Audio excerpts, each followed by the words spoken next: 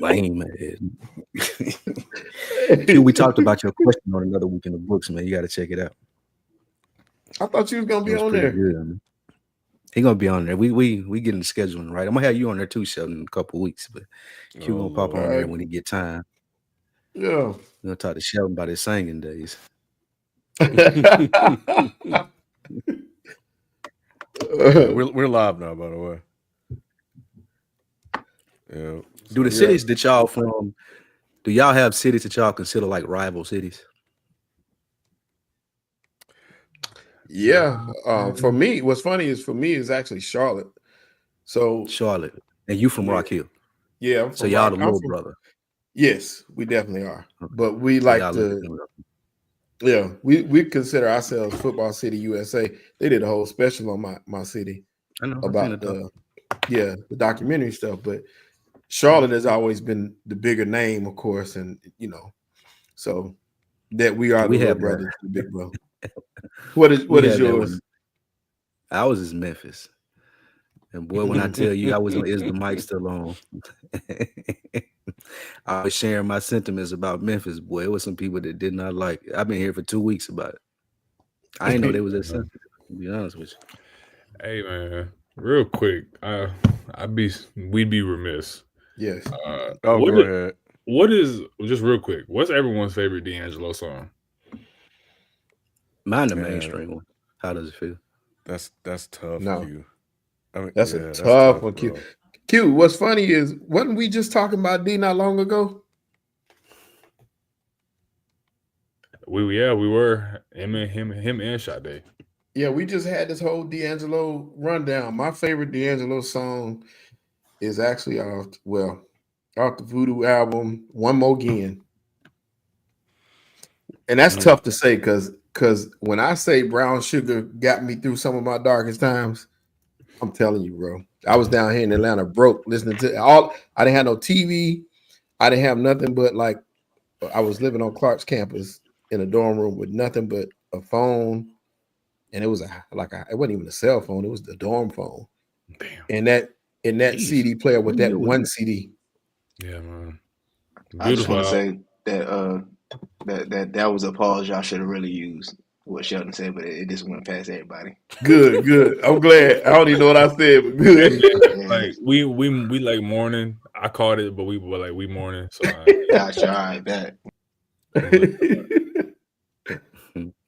What's yours, Doc? You didn't say what your song was. I don't have one. Yeah. Oh, he tripping. Mine's got to be the Lady remix with AZ on it or Africa. That's good. The Lady remix with AZ is good. Yeah. That shit is dope, bro. Facts. Yeah, bro. That's fire. Yeah, man. The line is dope. I think if I had to name one. People slept on Black Messiah too, by the way. I want to say they did. Oh no, Black Messiah was dope. He was talking some shit on there. Send It On might be one. Mm-hmm. Send It On is in there. Yeah. That was the first song he recorded. That's on Voodoo, right?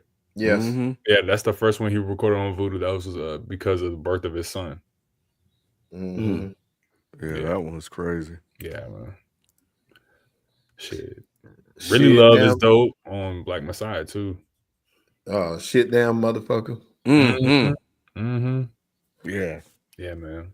Yeah, it's, three to me, 3 classics. So incredible. Yeah. Brown Sugar was one of the few I'm talking about front to back. There's no skips. Bro, he's 21 years old doing that. That's just so insane.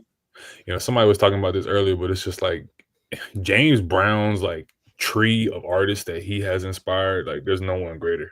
Like you look at James Brown inspiring Prince, Mike, D'Angelo. Crazy. It's just like it's too much. And, crazy. Recipes D'Angelo and brothers that are over the age of 40. Please get y'all screenings. Please get your screenings. Like on a serious note, if you are over the age of 40, colon, all that pancreas, all that stuff, bro. Get it in line so you can get it right before it's too late. And not saying he didn't get it right, but you can always get early detection is better than And my prayers out to his Hey, son, man. Losing a mother and dad within 6 months is just ridiculous. Yeah, bro. That's ridiculous. That's prayers to his family and all the fans, man. It's really tragic. Oh, one last thing on the actual music part of it. Brown Sugar. I don't know if y'all remember when Brown Sugar, the song came out, but nobody knew what he was talking about at first. Mm-hmm. So you did not realize, he was talking about hitting the blunt. It was the most clever thing ever at the time. Like that was dope. Yeah. When you figured it out, like, oh, hold up. True genius. So rest in peace to D'Angelo. Prayers to the family and all the fans. Just keep bumping that music, making that shit eternal. Because brother's he's gone, but the memory will live forever. Because that type of music is it's generational. It's timeless. Yeah, timeless, man. Yeah, Agreed. Yeah, for sure. Where we are? It's the anniversary of another classic hip hop album too. Dropped this week. Donnell Jones, Where I Want to Be. That's another one, we talked about that one too. That's another album that just, that was one of the most underrated albums I've ever. Classic. And honestly, his follow-up was crazy too. The one in what was it? The little hat on, brown hat on. Bro, Where I Want to Be Part 2 and all that. Like, people sleep on Where I Want to Be Part 2. That with the follow up to Where I Want to Be when he was like trying to get back with her, that shit was fire. Oh man, baby, where you are? Come on, man, that's just crazy. The stack on that is crazy. Hey, that's still one of my favorite songs. Yeah, man. But I didn't realize what's funny is I forgot that album for a second. I didn't forget. Yeah, I didn't forget the song, but I forgot the album for a second, and I recorded like a version of Where I Want to Be. But that's neither here nor there. What happened was I went back and I said, let me just check it out. And I realized like, bam, bam, bam. I was like, God, these are all hits. Like whole album. Some shit on there. Yeah, he was truly, truly slept on. And one thing is, we're not getting that type of music anymore. No. In the way that we should, because in my opinion, I know this is probably a very antiquated take, but I don't see it being dispelled. It's just people having a uncomfortability with it. But a lot of kids are not being raised in choir, and then they're not being raised in the church no more. No. And what I'm saying, I'm not a proponent of whatever, like how people think that I'm trying to be on some Bible thumping shit. I'm not, but it's like just that vocal training that you get from being 7 years old to the time that you're 16 is just like, bro, come on, man. D'Angelo was in the church. Like, yes, that's where it come from. Mm-hmm. Come on, man. Whitney Houston church. It ain't pushed as much. Like when I was coming up, I know we all kind of different areas, but it was still like that type of R&B was mainstream. Like you have to find like Alex Isley and people like that nowadays. Like you got to go find, you got to go specifically be looking for that and find it. It ain't, man. I think what's my man name with Leon Thomas? Mutt? Is that him? Yeah. He's kind of getting to mainstream now, but he been doing his thing as far as like records for real. But now he's finally getting over to the mainstream. Yeah. I don't know. I just have a problem with like sleepy R&B taking over too much. Like I don't mind the whole easy cruising music, but it's just like all these niggas just be whispering too much to me. Like there's like a time and place for it, but it just sounds like it's just too subdued. Like, and of course, like sing something, bro. And of course, D'Angelo and the people that we're talking about have like laid back records as well, and they have certain tone and resonance that could also be fit into that like subdued register. But it's like, bro, I'm just seeing too much. It's the same subject matter and so much that's being pushed on us, and there's so much of like the same tonality. Like you can find 1,000 light-skinned girls that all sound like the same person. Like, and the thing is, though, that I like what Kehlani's doing right now. I like Folded. Folded is hard. That's just classic. Like that's just amazing. But and I like all the remakes being done. Like everybody redoing it. That shit is fire. I like that. That's more what we need in R&B is like R&B singers getting back to like doing like the challenges and the remixes and shit. Hip hop is missing that too, man. Like hip hop. Like think about what's the last beat that niggas would rap on? That's like a classic beat. I heard somebody talking about this, and the reason people stop doing this is because it won't be on streaming. They won't let you do the jack beats, but that's such an essential part of hip hop. Like even when like it was a little quick spat beef. It's like I'm just gonna hop on the hottest beat out and I'm gonna kill you. Yeah, I ain't got to go to the studio, get no production, but now everybody be worried about, I got to be original production because I want it on streaming, this, that, and the third. But like that era where you could just go hop on something and it was like the hottest beat out and I can spit and I don't fuck with you and I'm gonna just like kill you. That's what we missing. Hey, speaking of beats, shout out to my boy Twisted Genius if he on here tonight. What's up, Twisted? Anyway, let's go ahead and get started before Doc hop on here and talk about Bryson Tiller. What's crazy? I actually like Bryson a little bit, but go ahead. I heard he was trying to rap. I heard he was trying to rap. He tried. He's trying to do a lot of stuff. Yeah, he do. Them 2 songs was amazing, but I don't know. What's 2 Stones? His new album? No, the only 2 songs I like is Don't. I like. I just like Bryson because he know who he is and his. Who is he? I mean, just all like right, you know what? Never mind. Let's get started with the show. Depressing the nigga from Kentucky. Ken a hater. Ken just a hater. Just let him hate. Let him live in his hate. Q, just let him sit in his hate. Because I don't even be like batting for him like he the greatest thing ever. Like you said, he knows his lane. He stays in his lane, and that's it. Like, that and he admits swerving. He admits that swerving. Go he ahead. even admits if he could, he would just write music. But I mean, like, it's still like he knows his lane, bro. You just a hater. It's okay, kid. All right. Doc, I be with you now, but you say you ain't had no D'Angelo favorite song, so I don't know if I like Bryson Tiller no more. No way. He likes D'Angelo. I just think he doesn't have a favorite out of all of it. Yeah, I don't have a favorite. Yeah, I don't. Oh, okay, okay, yeah. All right, you cool then. And Rob, you stupid, called him Bryson Filler. Anyway, y'all hate. Oh man. Welcome everyone to a new episode of I'm getting my shows mixed up. God dang, bro. I was like, wait a minute. Is the dead end hip hop still on? Oh man. I didn't know where this was going. Me either. The dead end hip hop per second. Yeah. This is the place where sports opinions collide. Dead End Sports. I'm your host, Kenneth Beans. Joining me on the show is Q, Spike, and Shelton. Nick is on his way. He had to tie his do-rag down. It was flying. It got a little loose. It got away from him. He probably running around the house. He running around the house trying to chase it down right now. Yeah. Y'all ain't here cutting up. Oh man, you gotta put a little extra grease on the bottom. Anyway, we're glad to have you guys. FIFO's out tonight, so he won't be on the show.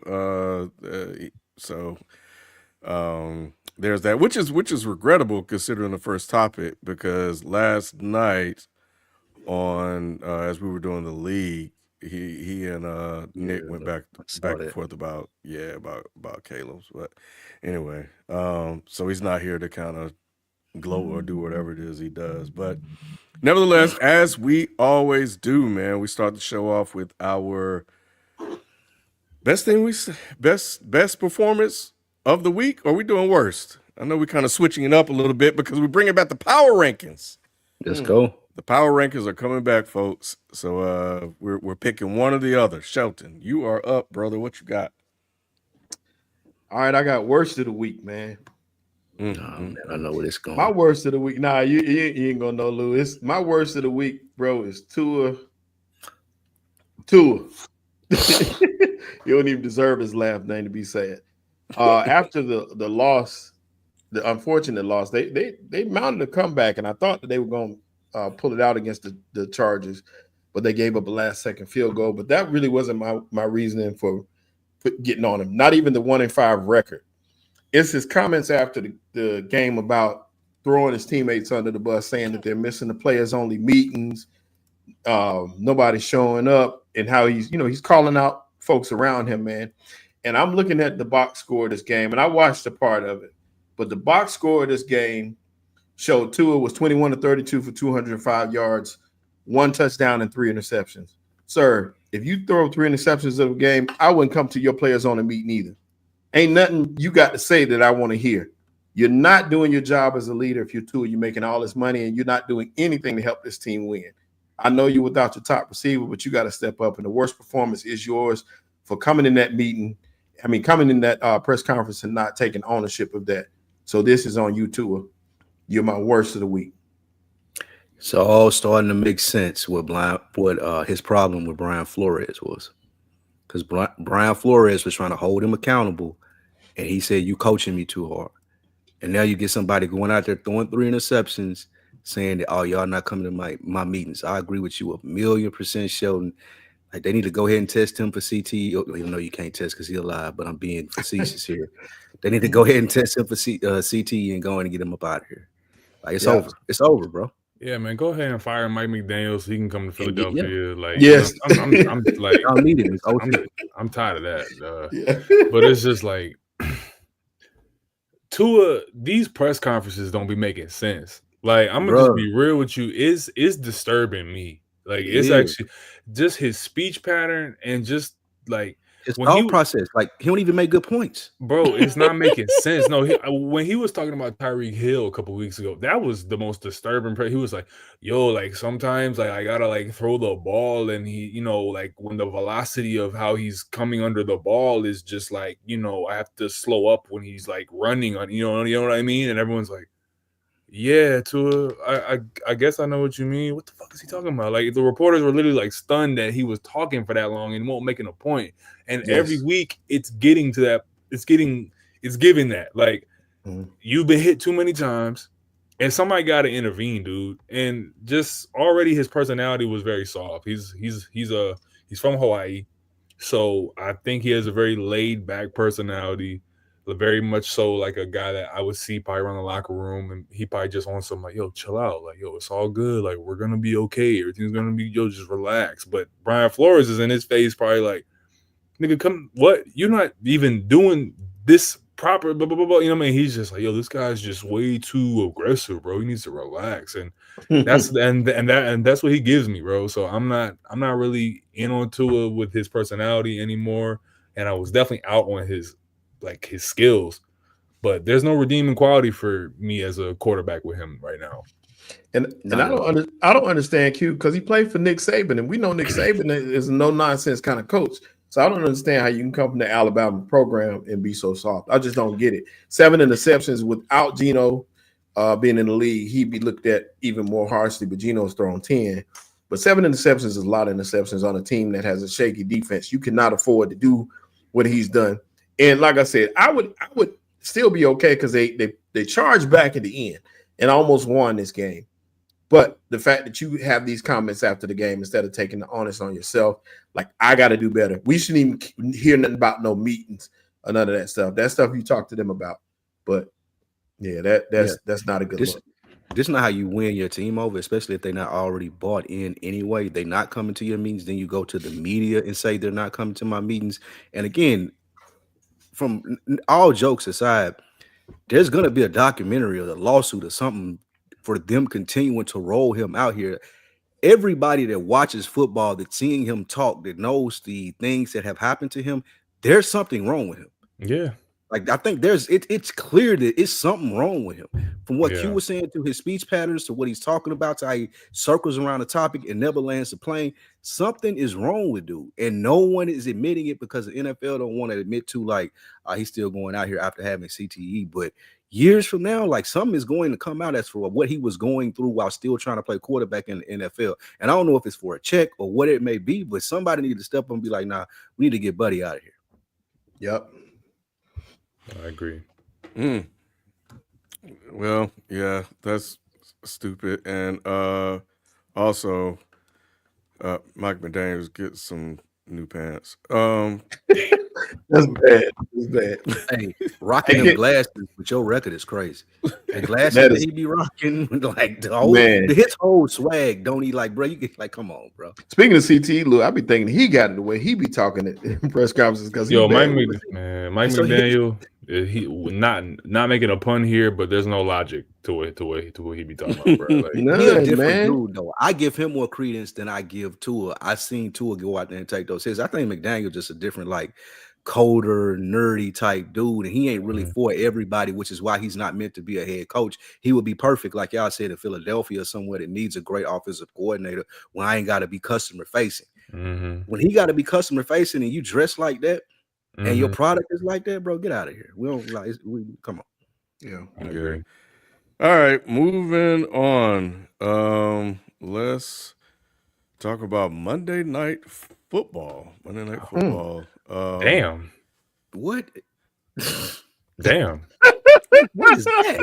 Why I gotta be all that though? Came up with that title.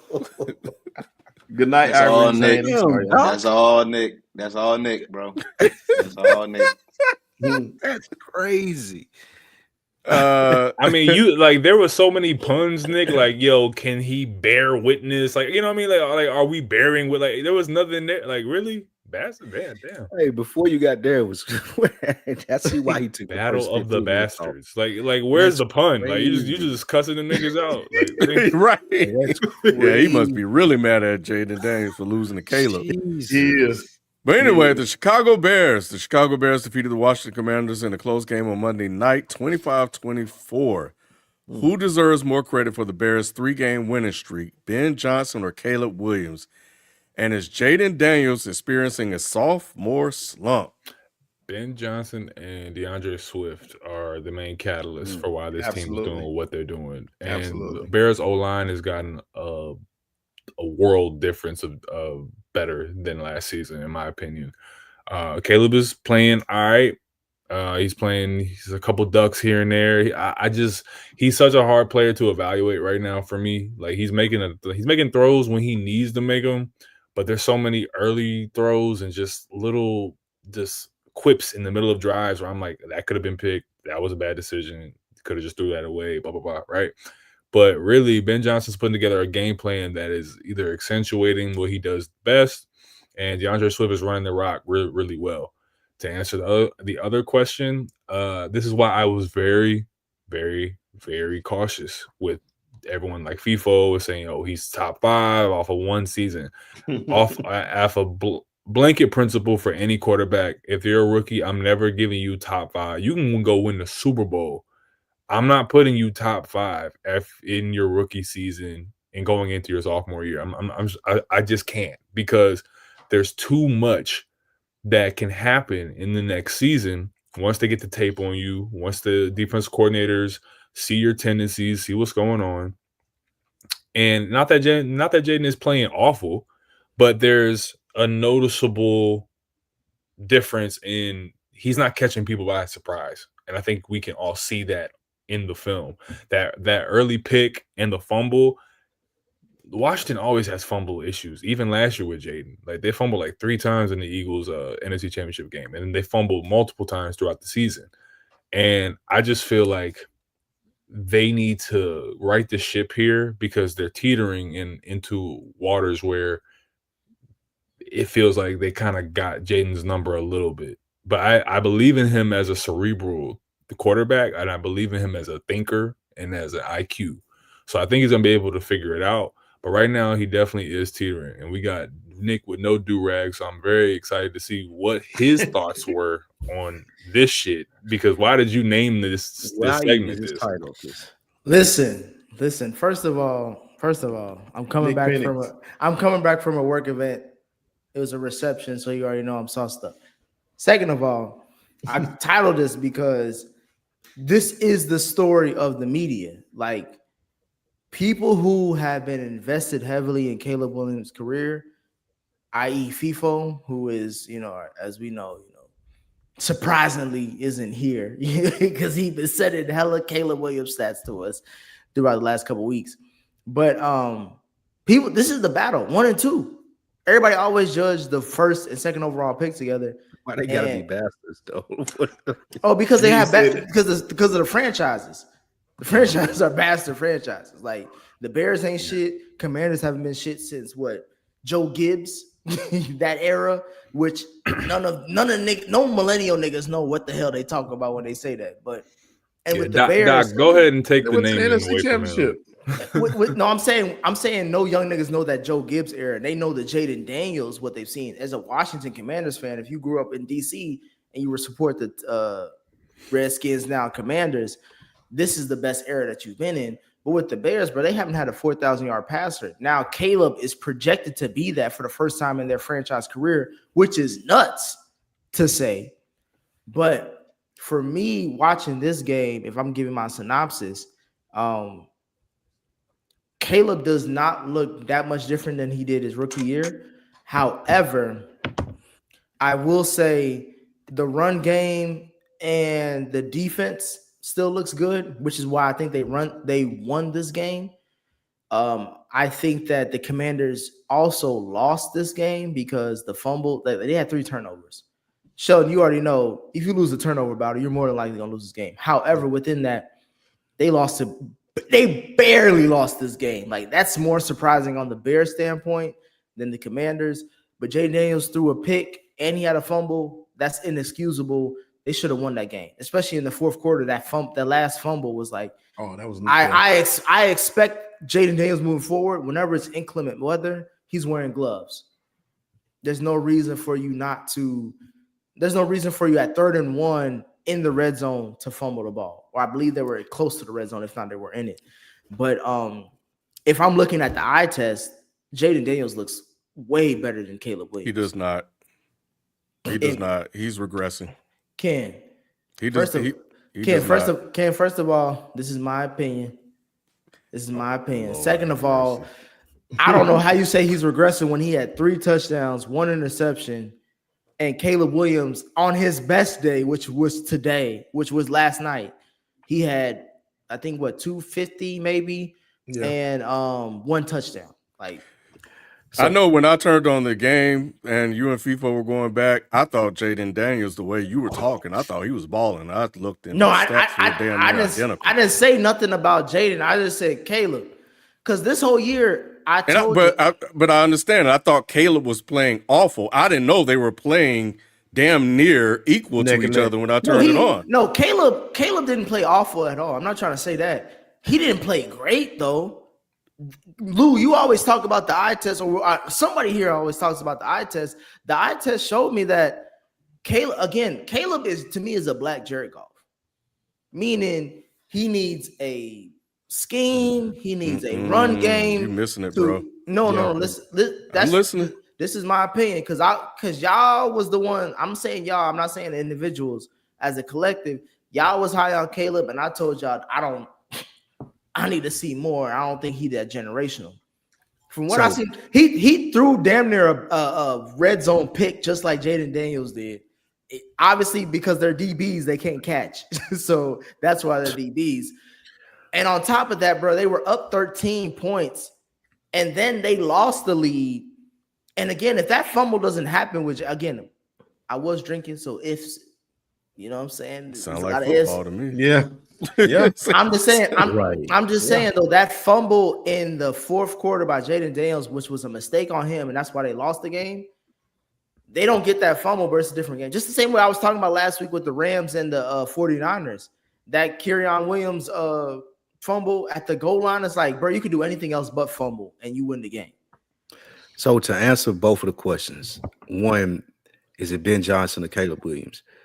I'm giving more credit to Ben Johnson for this current 3-game winning streak that the Bears are on.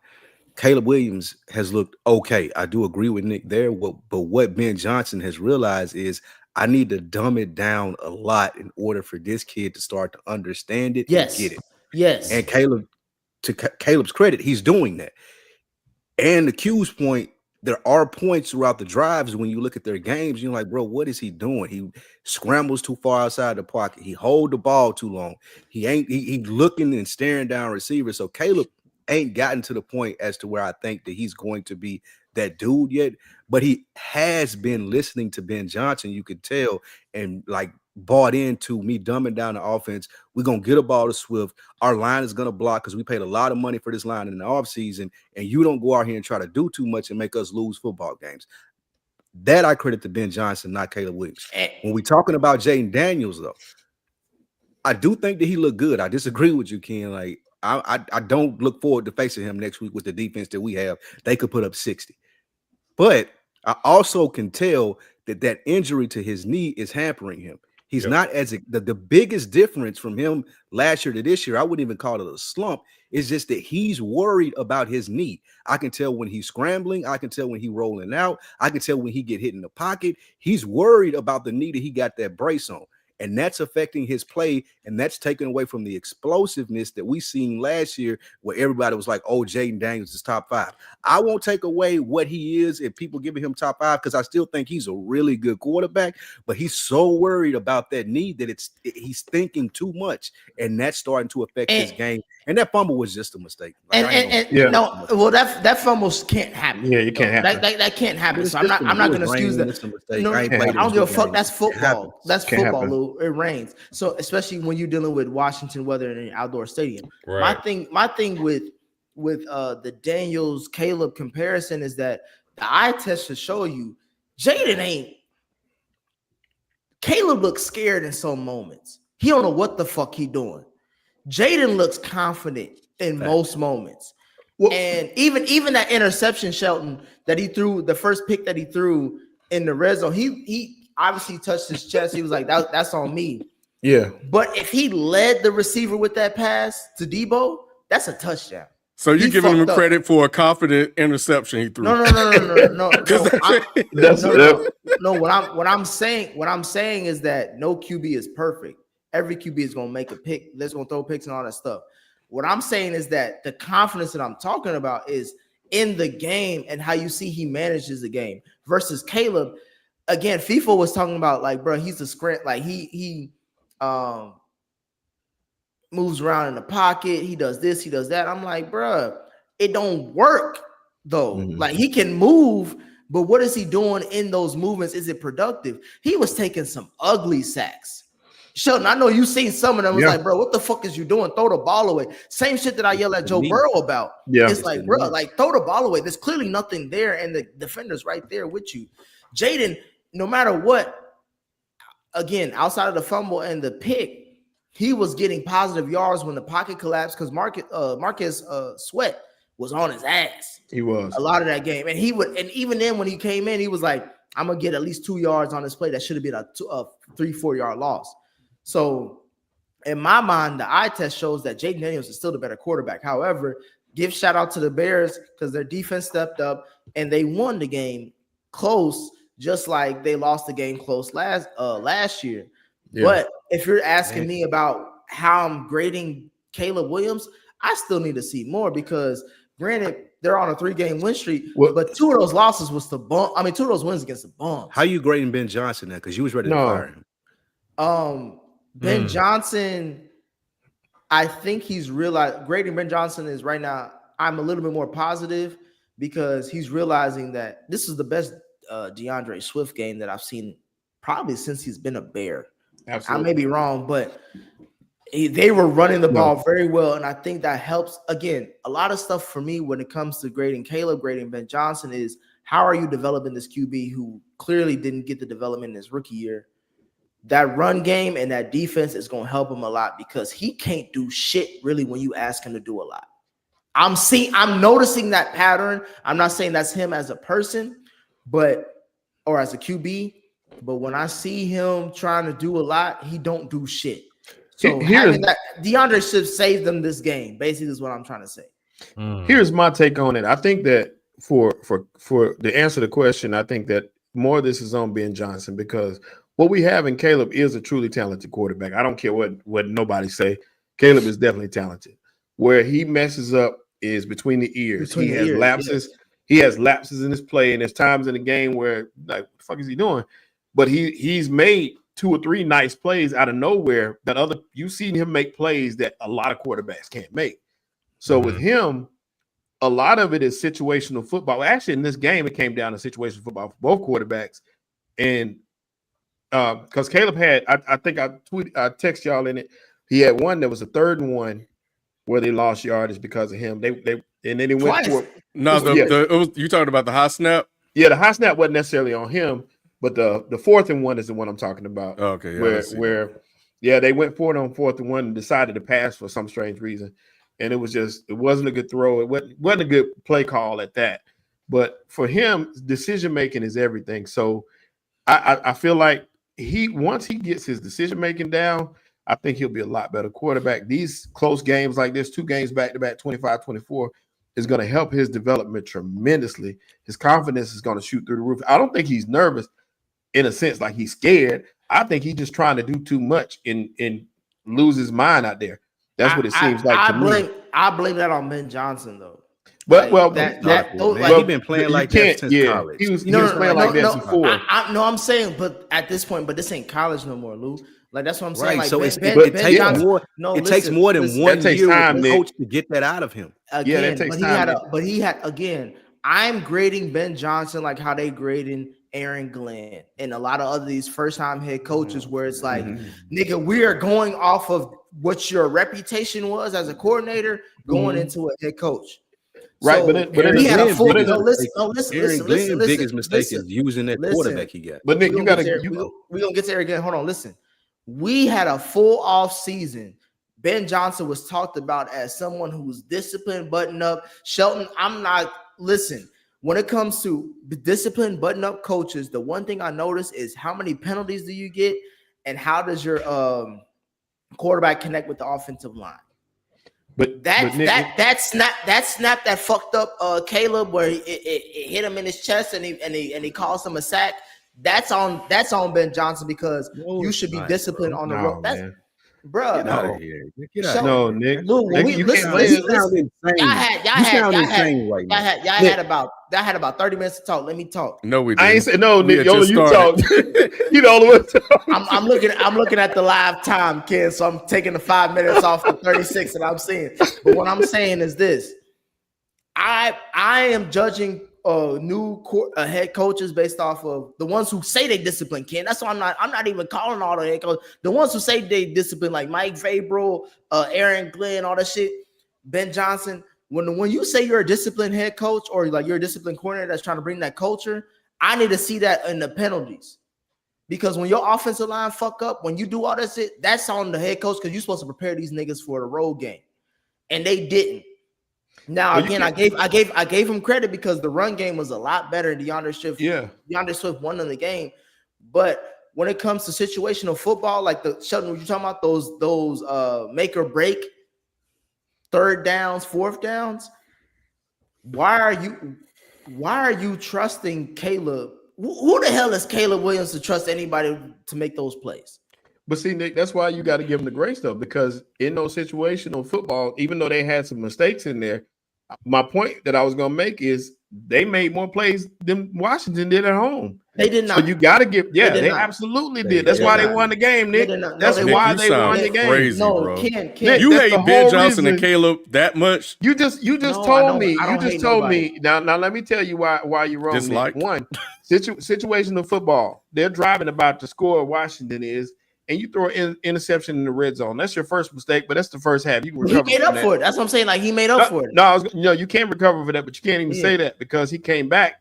He made a mistake to begin the game. Then he made the most crucial mistake to end the game. He fumbled in the middle of the game too, but he luckily recovered that one. But he had a few plays in there, like you said, where he held the ball too long. And that's what he made way more mistakes than Caleb did. So I'm not letting Daniels off the leash with that. I said they lost the game because of Jaden Daniels. Washington would have won the game if Jaden Daniels did not make that interception or that fumble. I want that to be on the record. Washington lost it, but I'm not saying the Bears won this game. That's what I'm not saying. Win this game. No, I'm saying literally like, won this game. I'm not saying obviously. I'm not denying the fact that they won the game, but what I'm saying is that the Bears didn't convincingly win this game and saying like, oh, they were the better team. I'm looking at Washington. Didn't have to, Nick. I'm looking at Washington as if Jaden Daniels has gloves. We ain't talking about Washington. Nick, I'm gonna give you an example. Washington did not beat Chicago last year convincingly. They won home on a Hail Hail Mary. On a Hail Mary. But they ended up. But they ended up in the Listen, NFC Championship game. You listen, don't have listen, to. You just listen. got to win. You ain't got to win. You ain't That's got to a be in my great point, 30. Shelton. You're absolutely right, Sheldon. However, both of them were rookies at the time, so we had no idea what they could be. It doesn't matter. We The did. point is the It point. does. But the point is the point, though. No, it sound crazy. Here's the thing. He does sound crazy. We need to move on because he clearly came in with a lot of hate and dislike or whatever in his heart. I didn't. All I'm saying is, bro, we don't know when it comes to rookies. We don't know who the fuck you about to be. We just. I'm talking about right now. Right now, do you have Caleb Williams as a better quarterback than Jaden Daniels? Right now, Caleb Williams has a winning record. I'm asking all of y'all. Let me ask all y'all. I want to actually speak on the game because I don't want to sit here and just fund your agenda. First of all, both of those quarterbacks look very samey. If it's the knee brace or whatever, fine. Spike, I'll go along with that because that is the thing. Yeah. So I'll give you that one because I don't know what kind of other bail Nick is shooting Jaden for that game last night. Because Shelton, he just said if it wasn't for the two things he did to lose the game, you know, they might have been all right last night. That's literally what he said. I'm just like, what are we doing here? You got to give Caleb and Ben Johnson credit. I got to give Ben Johnson credit because Nick, you were ready to write him off the same way you were ready to write off. Hey, bro, you did a whole thing about Ben Johnson. You did a whole thing about Mike Vrabel and his season early. So, but what I want to say is it was a good game. It was a competitive game. Is Caleb all the way there yet? No, he's not. There are still some things I do agree with you guys where he does make silly mistakes or indecisions or bad throws. When I was watching that game last night, he'll miss a guy that'll do a curl right that's right in front of him and he'll throw it behind him or he'll throw it in a way he wouldn't catch it. All I'm thinking about is, man, when he gets that down and when he gets the timer down and when he gets the offense down and when he understands what Ben Johnson is doing, and Ben Johnson, if we go along with what you guys are saying, is dumbing things down for him to understand the game and then add layers on top. When he gets to a point where he's no longer a second year, he could do more advanced stuff. Hey man, they might be something. But I see a guy that's getting better, that's learning with each game, that's with the coach, that's starting to have confidence in him, that called him out. You know, we did that, and he took being called out. When I look at the two players, Jaden Daniels and Caleb Williams, when I looked at their stats from their rookie year to this year, they're damn near identical. It's not that much of a difference. The only difference that we have is just wins and losses. And if we want to point to that, we can look at coaching. We can look at Eberflus and see how he's done. Situationally, he was horrible. Situationally this year, Ben Johnson has been better. If Eberflus, well, they're 3-2, and if Eberflus was, they would have lost that game with Eberflus last night. All I'm saying is we can move NFL right now. Get that bum out of the league. We can. I'm not saying Matt Eberflus is Ben Johnson. I'm not saying that Jaden Daniels did not have a bad game for his standards. What I'm saying is the eye test shows you one quarterback threw 3 touchdowns and one had 1 touchdown, if that. Which stat would Jaden Daniels prefer to have after that game? He would rather have the win than the loss. All right, there's nothing else to even talk about. The loss. None of the other stuff matters. Three touchdowns and 2 turnovers. I just want to establish we're talking about winning is the only thing that matters. All right, cool. No. I'm not always with that. Okay. I'm always when we're talking winning only matters when we talking about the playoffs. When we talking about the playoffs, when we talking about regular seasons, we talking about what quarterback looks better and what quarterback is better.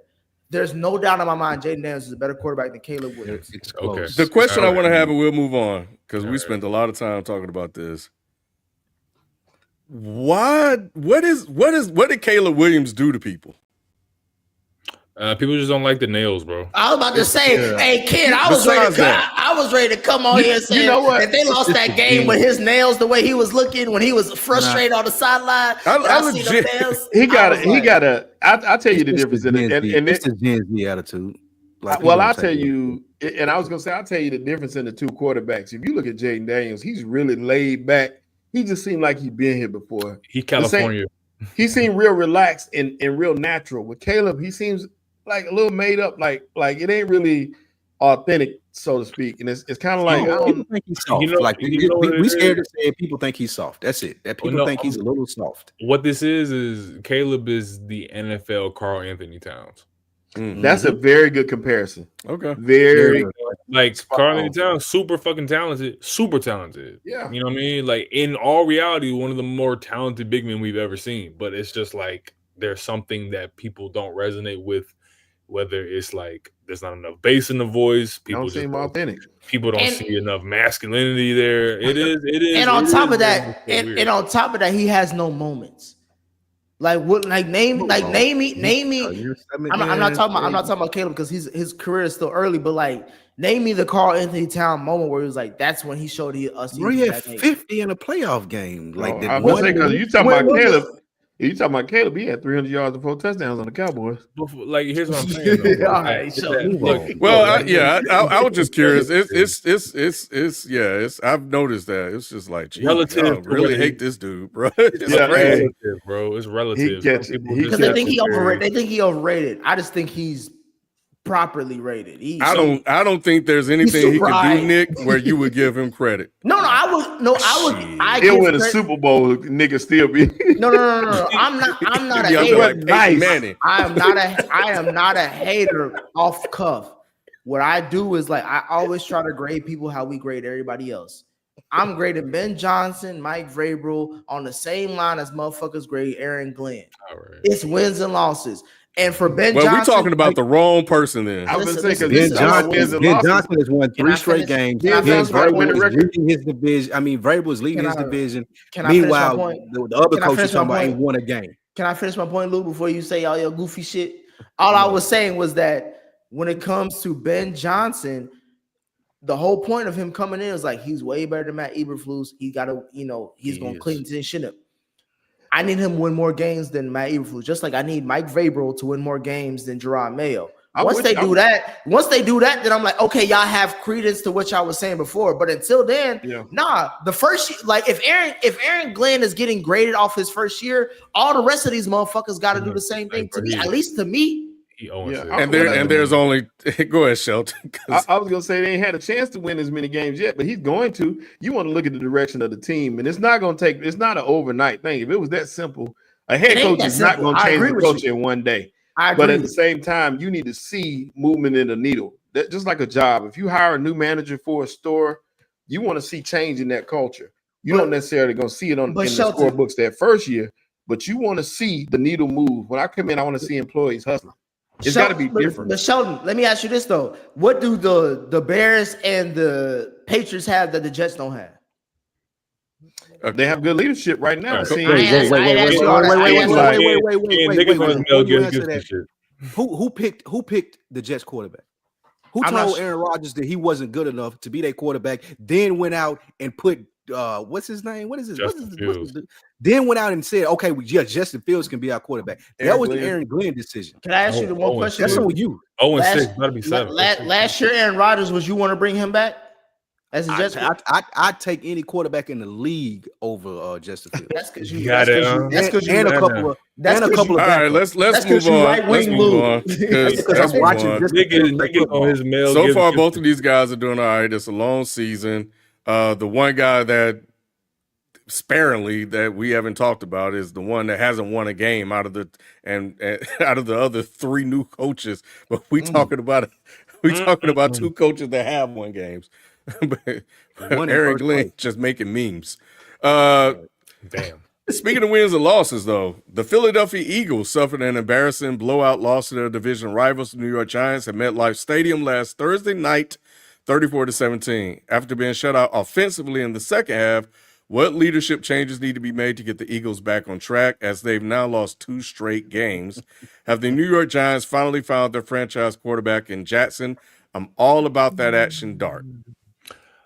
I'll take this because this is gonna be quick for me.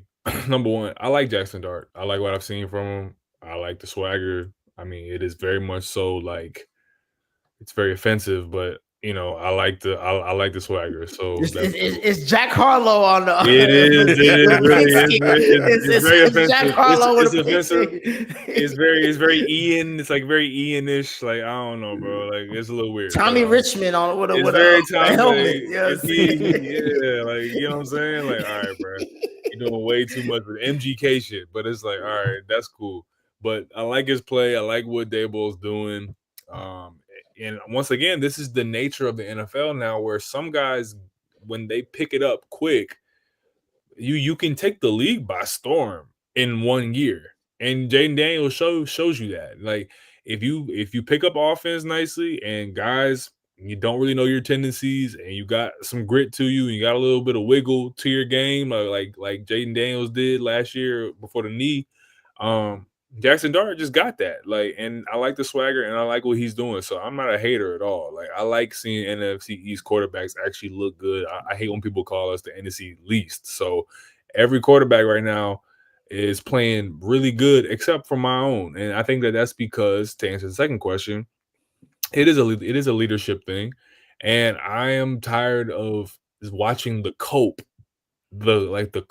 that is happening right now within this fan base, where every time one of the top tier QBs has a bad game or whatever, we immediately be like, oh, but if Jalen did that, then y'all will be on. I don't want to hear that shit. That's loser shit, because the Eagles are essentially like a kid that has all the answers to the test, and we getting the same grades as the kids that eat Chinese food in the fucking trailers.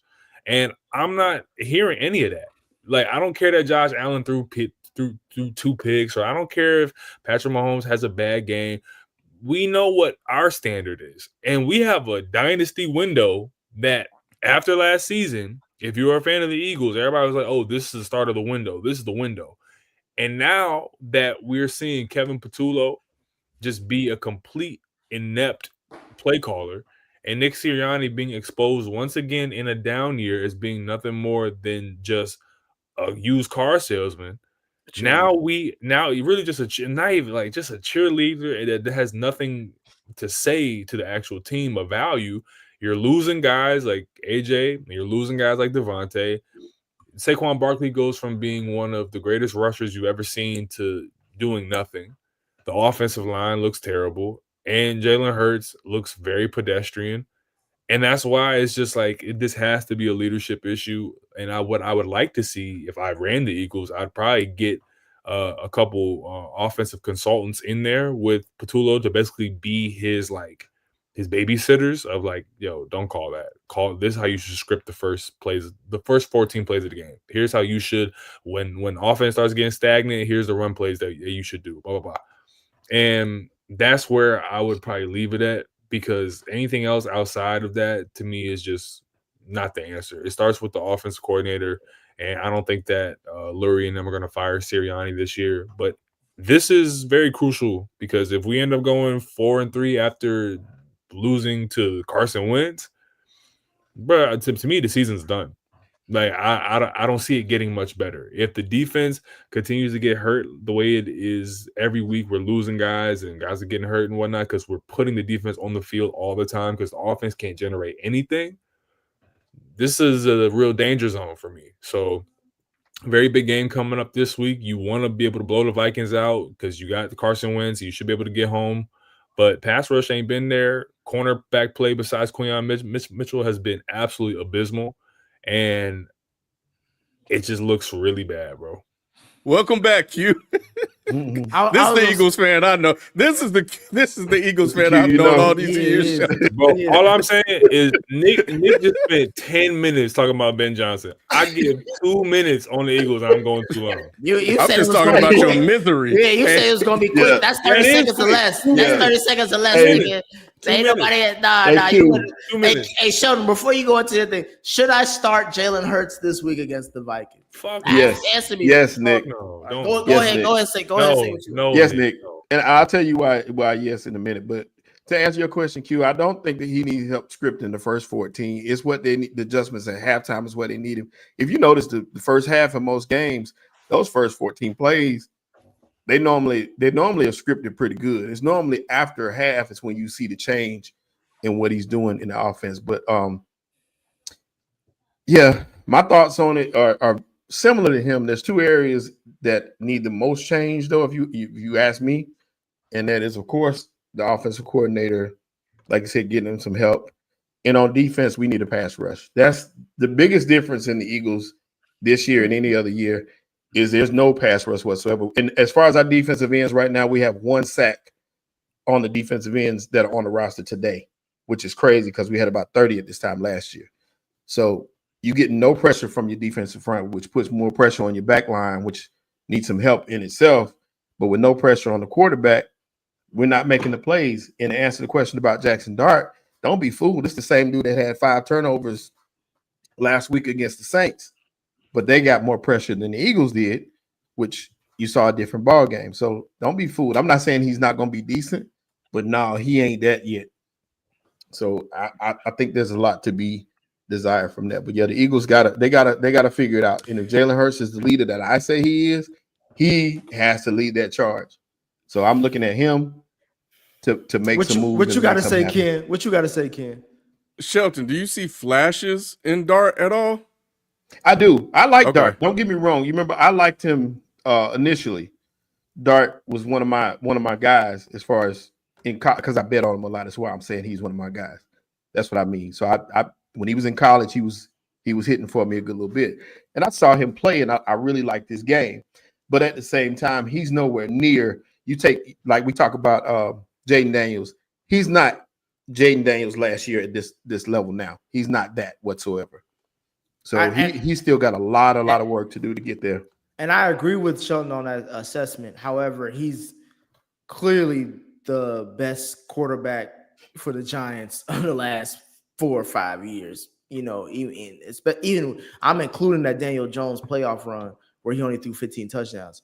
But for me, you say that though, Nick, when you seen him throw those interceptions against the Saints. Well, I mean, he's a rookie. He got his head beat in the Saints game. He's a rookie, and some of those turnovers were not all just on him. Of course, towards the end, yes, there was a lot on him. But I mean, like there was a fumble. And he can say that because his name's not Caleb Williams. No. All it is. All I'm saying. He's not Caleb, Nick. Nick, he's not Caleb. I'm not saying he is. All I'm saying is that I think Dark has shown a lot of potential, and I think he can be the future franchise quarterback of the Giants. My thing is more so going back to the Eagles. Shelton, you was calling out Lamar Jackson, a few other motherfuckers last week. I called out Jalen too. I'm calling them out again because Ken, every year, last few years, we keep hearing everybody. As much chatter as we hear about from the Miami Dolphins about Tua and all that other shit, we hear the same thing about Jalen Hurts when it comes to these Eagles, bro. When A.J. Brown comes out damn near all the time, every press conference talking about the passing game is cheeks. The passing game is cheeks. And then Shelton come over here in our chat, Ken, and show us these stats about some Jalen Hurts, a great deep ball thrower. And then we look at that Giants game, and who was number 2? What's his name? Dotson, wide open for a touchdown, a gimme. He went overthrown. Oh, in the red zone. Coverage. In the red zone, he had A.J. Brown on a slant, but he threw it to Dotson, which was the pick that helped. So to me, it's like there's that, and then there's the chatter in the locker room for a team that just won the Super Bowl, Lou. They just won the Super Bowl less than 12 months ago. And there's this chatter of not only confusion on the offense, but just disgruntledness in the offense. And I'm thinking, like, if Jalen Hurts is the leader that Shelton says he is, this shouldn't be happening.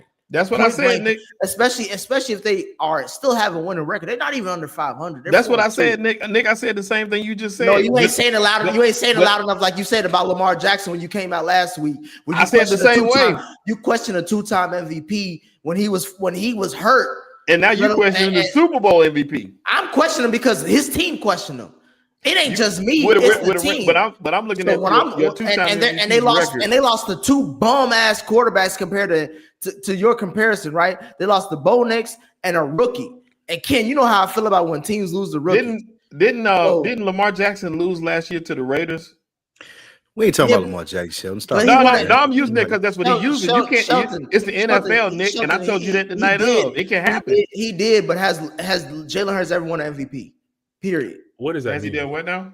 Has he ever won an MVP? Yeah. So no, I think the reason why I bring that up is because when we're talking about the standard of quarterback, there's a reason why Jalen Hurts is not top 3 and he's barely making it. He's been top 5. He was top 2 years ago. No, he wasn't. He's not top. He's not. I'm asking about top 3 right now, and Jalen Hurts is not in that conversation. No, he's not top 3 right now. He wasn't in the conversation last year either. So what I'm saying is that when we talk about not only play on the field, but leadership, because I don't know who's the leader on this team right now. Q, I'm looking at Harry Roseman to write the shit, because obviously Sirianni ain't shit, because last year when he fired all their coordinators and all that shit and hired his own guys, that showed me that Sirianni ain't shit. And this year, we're having the same conversation last year that AJ Brown and some others brought up as far as like the passing game ain't it. Right now, to me, he didn't fire guys, he got promoted. Right now, to me, if your quarterback, and Lou, I'll pass on to you. If your quarterback, if the worst thing about your quarterback is passing the ball, we have an issue. That's not the worst thing, no, Nick. You wait, Shelton, you went. Let me real quick. Let me answer Nick real quick though, Lou. Look, Nick, they got to run the routes, right? So if they're not running, don't do that. Get passing them because you over here saying some bullshit. You over here saying some bullshit. Go ahead, Lou. The worst thing that could have happened to the Eagles, and I say this respectfully as a Cowboys fan, is they won the Super Bowl. Because now you got to keep Nick Sirianni, and that's the problem with this team. Y'all asking about leadership and these things. I will concede to the point that one of you guys made, Shelton, the Q, that he's had 5 different offensive coordinators in however many years. Jalen Hurts isn't good enough to bear through that. And that ain't me throwing a diss at him. He can be a good quarterback. He can be whatever y'all want him to be, but he's not good enough to have a different OC every year. So now I got to come back this year because I won a Super Bowl. I fired the whole staff, like Nick said, if I'm Howie Roseman. And I got to come back with this dude who's essentially Deion Sanders of the NFL and don't do shit. I don't know what he does, what he specializes in. I don't know why he there. His press conferences are terrible. Nobody respects him. The team is falling apart under him, but we had to keep him here because he won a Super Bowl, and you never fired a Super Bowl winning head coach. So now the whole team is suffering from winning that Super Bowl and us having to keep this figurehead in place. So now we promote somebody to offensive coordinator who's not qualified. Now we have this quarterback out there who's not he's okay, but I mean he can do better, but he don't have the pieces in place to help him do better. So now what we're going to be talking about doing is having a season where they may underachieve, and we fired Nick Sirianni, and now you're talking about putting another OC in place. So what's that going to do to Jalen next year? So the problem all started when they won a Super Bowl and had to keep they had coach Sirianni in place, and that's what they're suffering from now. Nobody gives a shit about anyone else in that locker room. You can tell how AJ Brown is talking. You can tell how Smith is acting. You can tell by the touches that Saquon is getting. You can tell from how Carter acts on the field. No one gives a shit about anyone else in that locker room, and everybody is conducting themselves as if, oh, we won a Super Bowl, man, we good. And that's what's wrong with the Eagles right now. Yeah, and it looks very selfish. We can play the if game all day, but it's just essentially from what we've seen this year, the Eagles are not as deep. We are not as deep as we once were, and I'm not even trying to hear the whole. And like, this is not an excuse, but this is not the most talented roster in the NFL because we lost all that depth. When we had the depth of Mekhi Becton, and we had Darius Slay, we had Isaiah Rodgers, we had Milton Williams, and all these guys that have left to sign big Josh Sweat, huge contracts, and are making impact everywhere else. Vic Fangio was just playing Madden out there, dude, subbing guys in and out. Nakobe Dean and, Oren Burks, guys who filled in the roles, just as a drop of a hat. Jeremiah Trotter Jr., just naming guys. And once we lost like 10 plus guys this offseason, The defense is not as stacked. The secondary is not as good. Quinion and DeJean are doing their thing. We let CJ go for some reason. So you get what I'm saying. So we're already dealing with that. And then number 2, the base offense is Nick Sirianni's offense. No matter who the coordinator is, the base of the offense and the way that the routes are drawn up is Nick Sirianni. So I place probably like 80% of the blame there. And then the 20% of the blame, to me, goes on the offensive players and then in the skills positions guys. And I do it for Joe Burrow, so I do it now here with Jalen Hurts. I need you to call your own player meetings and shit. AJ has no self-awareness. He has absolutely no self-awareness, and he's very selfish. And I think that he's trying to get a second contract, and he wants to prove his numbers and all that stuff. And of course, but there is something to be said in the fact that it is just about having all these Ferraris and then treating this shit like it's a hoopty. So I'm disappointed with how the season is going. I'm not overreacting to like saying that like the season is done, but I'm saying that we're teetering into those waters where if we can't put together 4 quarters, if we can't put together 2 halves, every single game we're barely getting 17 points, then what hope am I supposed to have in the season moving forward as things get tough? Because shit ain't going to get easier. It's only going to get harder. So this is the time right now where you should be trying to rattle off 3-4 wins in a row. And if you can't accomplish that as the Eagles, and we look like we're just struggling through wins, then I think that's how the season is going to end too, to end like a struggle. And that's the biggest point to it is for me, like I said, it's the adjustments. You're seeing them come out and they're looking great for a second, but there's always an adjustment period where it start looking shaky. We watched the Tampa game, they would stuff that they struggled on before. You could tell that they worked on and came out strong against Tampa. But once they went back to the zone, it was like they were confused. They didn't know what to do. No adjustments were made at halftime to counter adjust what Tampa did. And that's what you've seen in every game. That's why you've only seen a half of football every time. And for me, that's coaching to make those adjustments. That's coaching. That's supposed to be on Patullo. Who's supposed to be making those? Patullo. He's the one that does that. And y'all have clearly said as Eagles fan, y'all don't think he's qualified to do something. No, he should have never. He got Patullo. Okay, wait. And then you have a head coach who basically is just a figurehead, so he's not gonna make them. Right. And then you have a quarterback who they don't trust to make them. So where them adjustments coming from? Like that's the problem. That's the problem. You're right, Lou. That's why he said bring in an advisor, which they talking about doing that. But you're talking about a guy that's been with this roster on this. He's been the passing game coordinator for 4 years. It is Sirianni's guy, and he's been there this whole time. So when they promoted him, a lot of players, Jalen even stepped up and said it. Like he ain't really qualified to do this. The players said it. So they're the ones. Everybody think they're infighting. It's not very much infighting. I think it's fighting the staff. That's what I think anyway. Which I'm not in the room. We'll see on Hard Knocks. Well, my thing is, Shelton, what do I always say? One of the things I always say, I know I say a lot of things on this platform, Ken, when it comes to quarterbacks after they get paid. They're held accountable. So when I see Jalen Hurts overthrow a wide open ass receiver, and you're telling me this is on the offensive. Hold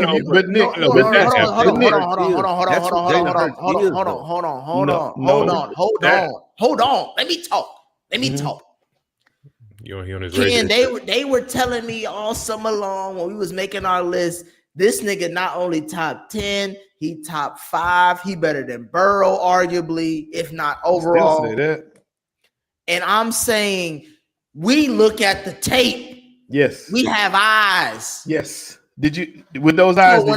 So when I hear certain things, it's one thing to say the scheme and not using Saquon. I get that. We can blame that on the OC, the current OC. It's another thing when I look at in game and I see Jalen Hurts missing a wide open AJ Brown making a slant in the red zone, and he's throwing it to just Jaxson Dart, whatever the fuck that nigga name is, number 2. And it's a pick 6.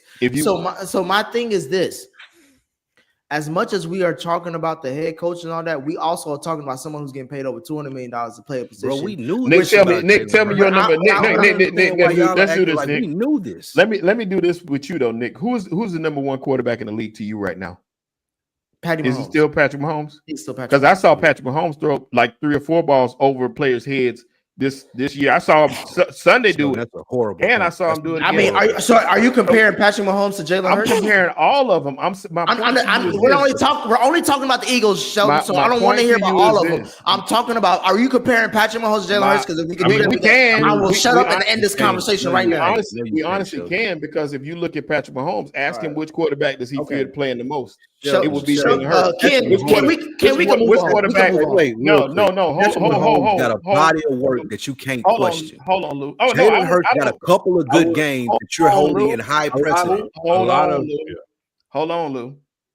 Now, the main thing that Nick built Burrow's hype off of was beating Mahomes. Is that not correct? Wasn't that what Nick stood on all this time? His mountain was beating Mahomes. Oh, he beat Mahomes 3 times. He's the only one to do it. That's how Nick talked about Burrow all this time. That's what he's ridden that wave of, is beating Patrick Mahomes. So what has Jalen Hurts done the last 3 times he played Patrick Mahomes? Because he's beaten super team. And he's outplayed him twice, right? So if you can stand on that for Burrow, why can't I stand on that for Jalen? Sheldon, real quick, to answer your question, my thing with Joe Burrow is that he's done something in the AFC that no other quarterback has done, is beating Mahomes. And Jalen Hurts. And hold on, let me talk, because you asked the question. My thing with Jalen Hurts, when you're talking about in comparison to Patrick Mahomes, if you're talking about quarterback wise, and you're saying that Jalen Hurts is in the same stratosphere as Patrick Mahomes, we can end this conversation right now. What I'm saying, for damn sure that's not true, and there's no way in hell that you would, as a big man, you would put him over there. It doesn't even have to be. Sheldon, it doesn't even have to be like a Mahomes combo, because we can talk about we could talk about Josh Allen, talk about Lamar Jackson.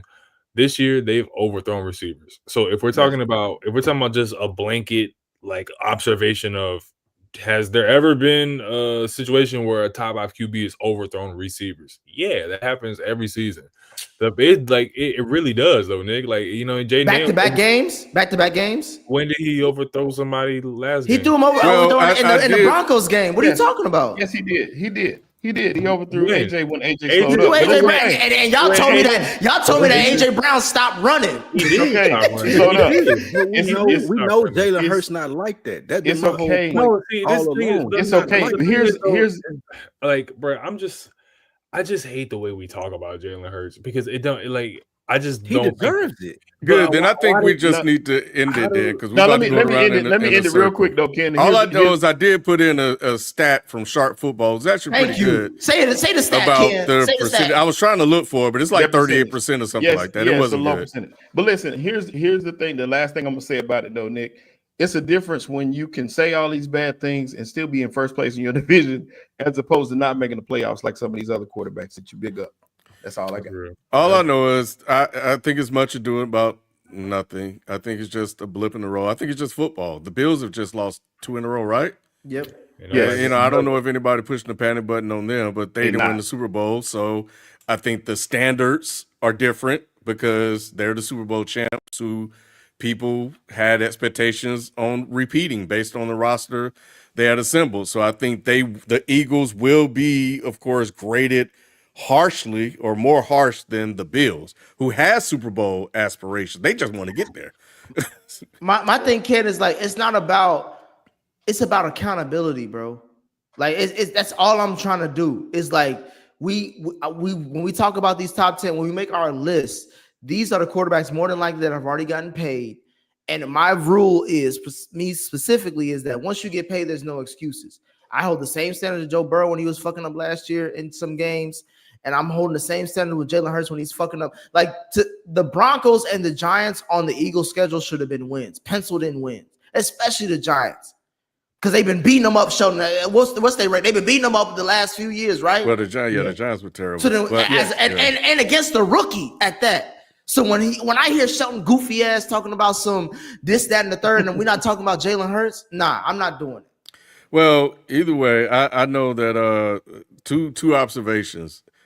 Nick, when Jalen Hurts drop back to pass, sometimes be out there looking like nobody get to like Jamil, because as soon as he hiked the ball, he start running towards the sideline. And sometimes he'll stand in the pocket. As soon as he hike, he take it off. They're gonna put QB contain on him or something like that. And the second thing is, The best linebacker in football got abused by Scott. Hey, Ken. I've heard of a bugaboo. I ain't heard about a scatterboo. You know what I'm saying? Well, ask that bar. He know all about it. He know all about it. And Halloween too. He don't want to draw the line any at damn Zach Barnes. Boy, Zach I draw the line at Zach Barnes. Zach Barnes been getting cooked. He can't wait till Halloween's over with, bro. He ain't been getting good. He got cooked one time. Don't do that. He getting cooked. One game, Nick. You get cooked by two rookies, Shelton. I don't know. One game, Nick. He's trying to do too much. That's all. Yeah. So anyway, up next we need to talk, but we'll get to that right after this quick break. If you're looking for real conversations and motivations to be your best, then you have to check out Another Week in the Books. Another Week in the Books with Spike, Lou, and Rich is your go-to podcast for growth and community. Plenty of dope conversations take place week to week as they inspire each other to be better through conversations. Another Week in the Books, wherever you get your podcast.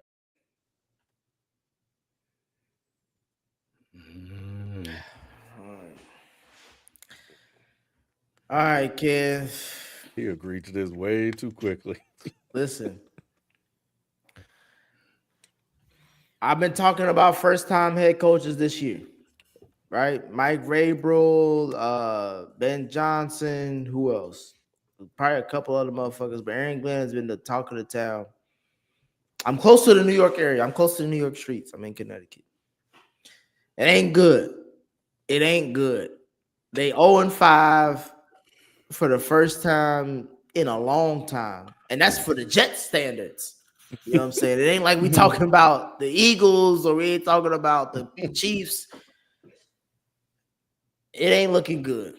And we need to have a conversation. I've been trying to hold out on this for a while just to see, because he's been in a few games against Tampa, even Pittsburgh, but it just hasn't get the job done. But we need to have a conversation because New York want to fire his ass halfway through the season. I'm like, you know me, Ken. I'm always like, at least give him the year. You can fire him at the end of the year, but at least give him the year. But we got to have a conversation on Aaron Glenn. Is this? Will it get better from this? I hope. But right now, with the way Justin Fields is playing, Garrett Wilson is hurt. The defense, Sauce ain't playing well. I see why Sauce wanted Robert Saleh to stay when they fired him, he was upset. I don't know what's going on with this team. I don't know what's going on with Aaron Glenn messaging, but the Jets do not look good at all. They just have to start. I think they need to start Tyrod Taylor for the rest of the season. We've seen enough of Justin Fields. Lou, you were right. He is who he is. He's probably a good person off the field, but on the field, he is who he is. But I don't think the Jets will go 0-16, even though that's happened twice in the last 25 years.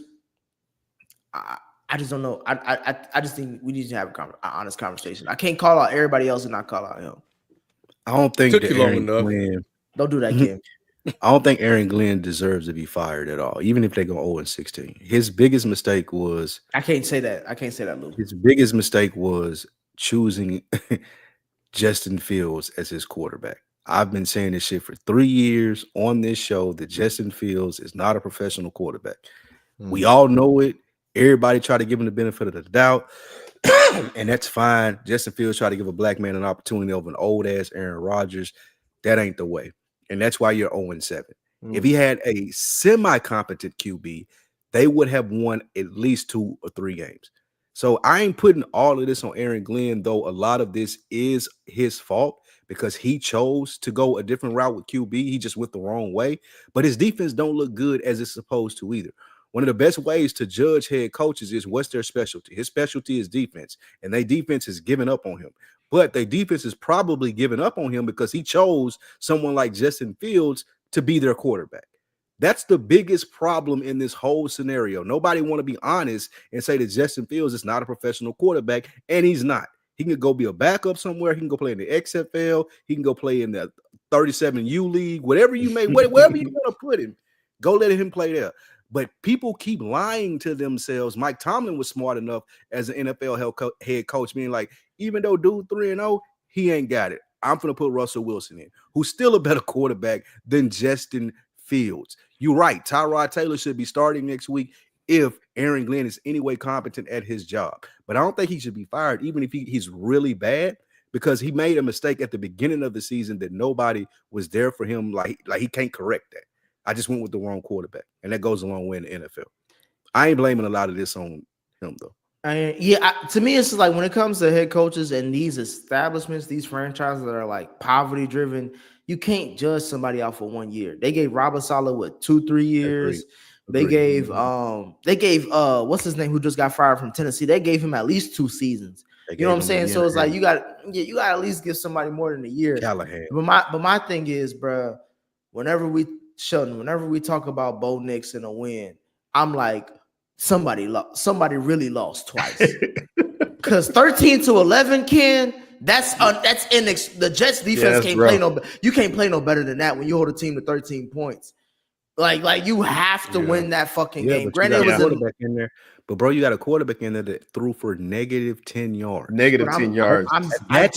That is insane. I get that. Yeah. I get that, Lou, which is why I'm saying that we have to talk about Aaron Glenn, because it's at this point. No, we need to talk about. No, I'm saying because we talk about head coaches. We talk about head coaches a lot. Yeah, they are the leaders of the team. They're the ones that we just talked about Nick Sirianni and the lack of leadership, where we don't know if the quarterback, the head coach, or the GM are really leading that team. So when I look at the Jets, it's like obviously the quarterback's not leading the team. The GM for the Jets, I think he should have been fired. I don't even question Aaron Glenn as a leader. And Aaron Glenn, right now I'm saying Aaron Glenn has to be questioned because you're starting Justin Fields over Tyrod Taylor at this point. And you, like you mentioned, what was his stats again, Lou? Negative 10 yards passing. He had 9. Tyrod Taylor ain't never done that in his career. I think there may have been more. He may have had more sacks than completions. He did. I think he did. At this point, you're not making the playoffs, so you got to kind of ride it out with Justin Fields. And just keep going. No, you don't. Unless you're gonna bring in somebody else, you're not gonna put Tyrod Taylor in there. Bro. You have to. He's trying not to. Yeah, I wouldn't. Wait. If he asked, I'm showing that I'm a competent decision maker as a head coach, I have to back from ego and say, you know what, I was wrong. Really, we should have kept Aaron Rodgers based off how the Steelers are doing this season. But I chose Justin Fields. He sucks. Let me sit him on the bench and at least go with someone who is a professional quarterback who's been in the league for a long time and can give me he can at least give me the possibility of winning the game versus someone who is 0-27 or 26 when teams score over 21 points. That's unacceptable. Like this shit should have happened 2 years ago with Justin Fields. I don't even know why we're still playing about it.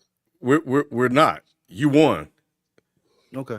Thank you. You won. It's over. There's nothing else to discuss. This is why you talking about Justin Fields being the problem. Okay, fine. We all know that. This is why Aaron Glenn is the problem, because he went with them. This is all on Aaron Glenn, picking him as the quarterback, and this quarterback performing like that when he had options to go another way, and also choosing to stick with him. And I think from what I saw is he's being very stubborn in this, and he wants to prove people right. And I think his thing is he's gonna get paid either way. so even if he get fired, he good. So he's not gonna really lose anything like that. It's just he's just gonna hurt black coaches, and he's gonna get some more gray hair, as this shit gonna be ghostly white by the time he done. Yeah, for me is more about at this point, and I see Elijah MC in the chat talking about Nick talking about give coaches more than 1 year, then we have this Aaron Gunn conversation. First of all, this segment is called We Need to Talk. This is more about this is a weekly checkup as far as like what we're seeing and how we are addressing what we're seeing. I need to see something out of Aaron Glenn moving forward. Head coaches are all about adjustments. How do you make your team better moving forward to next week? And right now, if you have a quarterback that is not even giving you a positive yardage of your 1 yards, then you got to make a change. Well, and he was defending Justin Fields in the press conference. Yeah. He was cussing out the damn he was press. He was. That's they have to. They're playing for the first pick right now. That's what they're playing for. To be honest, that's why I said I wouldn't go to Tyrod Taylor. Can't do that. But this is a bad QB they taking draft. for Arch. But this is a bad QB draft. Arch ain't coming out this year. They ain't necessarily tanking for Arch. They can, there's going to be quarterbacks available. They're going to have some on the field. They're going to have some. Don't do that, Ken. Arch, he might not even be Texas quarterback next year. He might be a Texas Southern. Listen. But the next 4 games going to be Arch be Oklahoma. Don't do that. The next 4 they games, almost jumped his ass. They did. The next 4 games going to be telling though, because you got the Panthers, the Bengals, the Browns, and I think perfect time to put Tyrod Taylor in. Yeah, I would say that. I can get a win. I can get a win somewhere here. Yeah, if I'm playing against Jake Brown and if I'm playing against fucking not Jake Brown anymore, it's Flacco. What's his name? Dylan Gabriel. Dylan Gabriel. Yeah, if I'm playing against these people, you got to be Dylan Gabriel.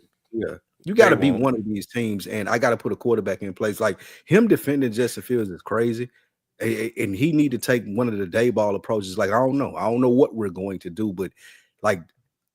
Ego, you have to take some ego out of it and not say that I made this decision, so I'm gonna stick with it because it's clearly not the right decision. Justin Fields is not the quarterback. Yep. So moving on, let's talk about quarterbacks that can play. The Kansas City Chiefs took care of business at home and won convincingly against the Detroit Lions 30-17. With the way the AFC playoff picture is shaping up, are the Chiefs the clear-cut favorites to win the conference again? Are the Lions facing another injury-riddled season? Like last year with their defense, what can they do to improve it?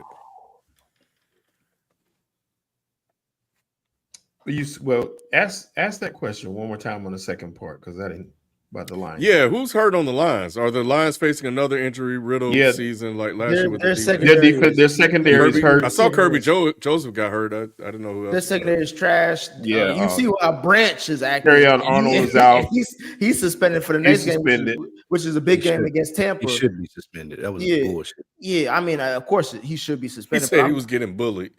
Yeah, he was saying the refs didn't call certain calls, and that's why he got upset. And like, nigga, ain't anybody trying to hear that shit. Yes, I think to answer that question, I do think the Chiefs are still a team to beat. And I think the Chiefs are hitting their stride at the perfect time. They will get Rashee Rice back this week, which will add another weapon for Patrick Mahomes, which is the last thing people want to hear. You're starting to see some of the other wide receivers get confidence. He's getting into a little bit of a rhythm. The running game is picking up. They've added another running back. I can't remember his name. They're 24. But he's actually playing well out of the backfield, catching passes. You got a good 3-man rotation at running back. Pacheco's legs are back high again when he's running. So it looked a little better than it did before. And that defense stepped up big against the Lions. They put a lot of pressure on that Lions team to get something done, and they couldn't get it done when it mattered most. So I really like what I'm seeing from the Chiefs. It ain't how you start, it's how you finish sometimes. And the Chiefs are proving that is definitely the case. So anytime you have Patrick Mahomes, you cannot count this team out. Plus the parity we're seeing in the AFC across the board means it's wide open. The one of the top teams, you got the Colts led by Daniel Jones and the Steelers led by Aaron Rodgers. So in saying that, it's wide open. Just from saying those two names, it's wide open because I don't trust either one of those guys to beat Patrick when the game is on the line when it matters most. So yes, for me, that team is the team to beat. I agree with you. I may have spoke. Go ahead. No, go ahead, because we'll talk about the Lions next. I agree with you. I may have spoke too soon when I said I thought the Chiefs were dead. This is when I thought the Ravens would be good, or I thought the Bills had a chance. But obviously, those two teams don't look like they're supposed to look at this point in the season. And if I'm going to bet on anybody, it's going to be Patrick Mahomes. If you're telling me that Danny Dimes and the Colts are the best team to compete with Patrick Mahomes, give me Patrick Mahomes. If you're telling me that the Chargers are the best team to compete with them, give me Patrick Mahomes. You tell me the Jaguars or anybody else in any other division or any other team basically in the AFC have to compete with what we've seen lately from the Chiefs, then yeah, I'm back on the Chiefs bandwagon. I was off at the beginning of the season because I thought Lamar was healthy. I thought that he would be playing. I thought the Bills would be better, but they're not. So yeah, it's back to being the Chiefs. Like it's really a one-team division. I would have to see a lot from the coach for me to believe, even if Kansas City got to go to Indianapolis in the playoffs, for me to believe that they can beat Patrick Mahomes, I got to see that. I'm still betting on Patrick Mahomes before that game starts. And same thing with anybody else that wins any other division. I don't care if it's Aaron Rodgers and the Steelers, and I love Mike Tomlin. They can coach it. He probably can coach a great game.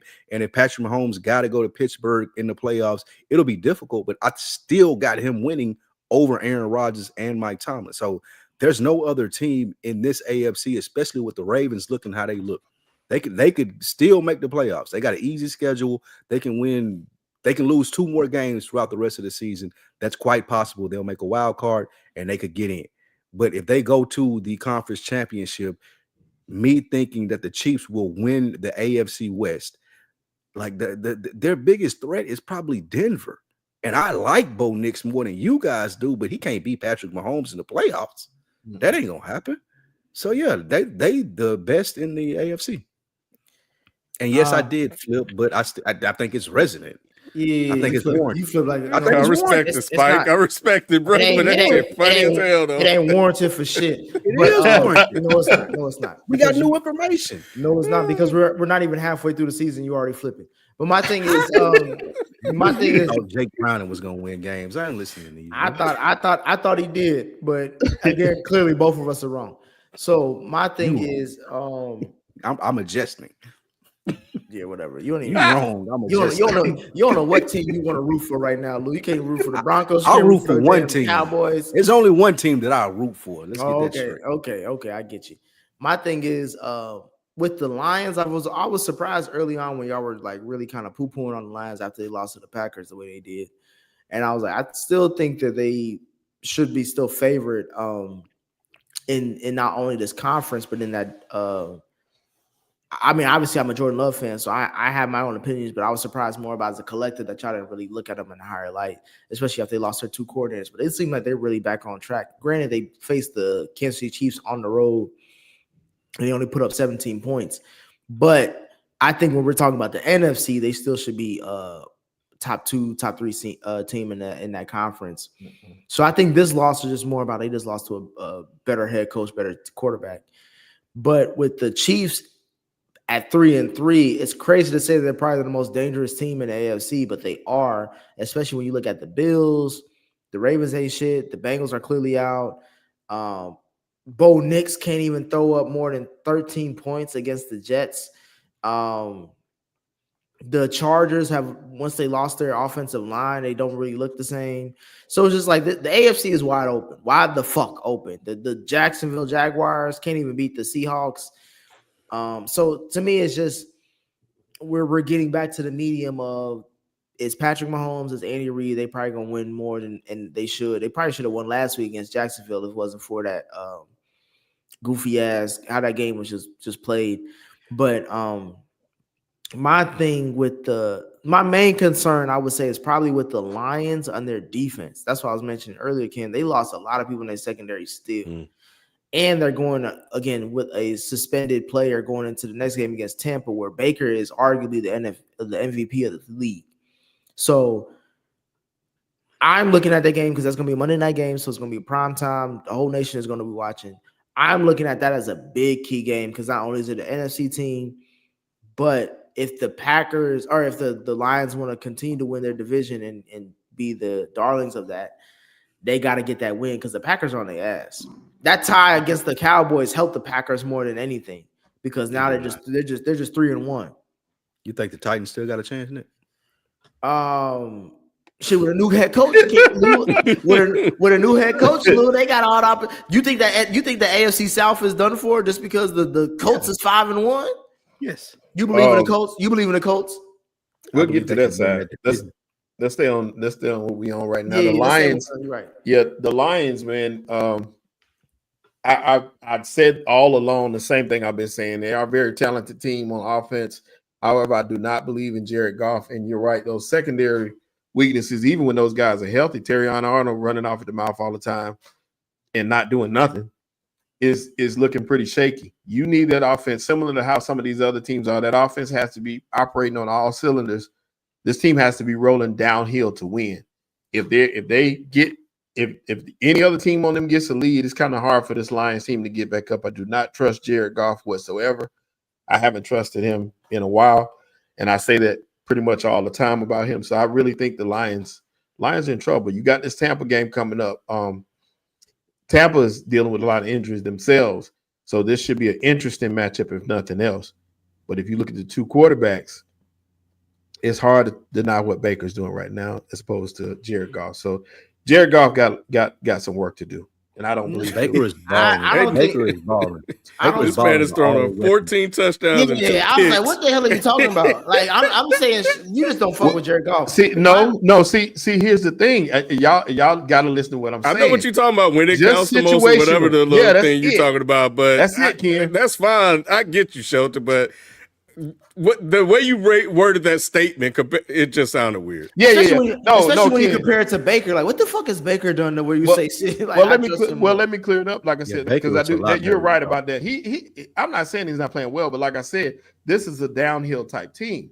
This team, if they have to come up, you don't see them come up. Look at the Washington game. Look at this past week. What about the Vikings? Are you talking about the Tampa Bay Buccaneers? No, he's talking about the Lions. I'm talking about the Lions. I'm talking about Jared Goff. Jared Goff, his stats look gaudy. He can play ball. I'm not saying that the team is bad. I'm saying if this Lions team gets behind, it's always difficult for them to come back. They're not going to come back. They're a downhill team.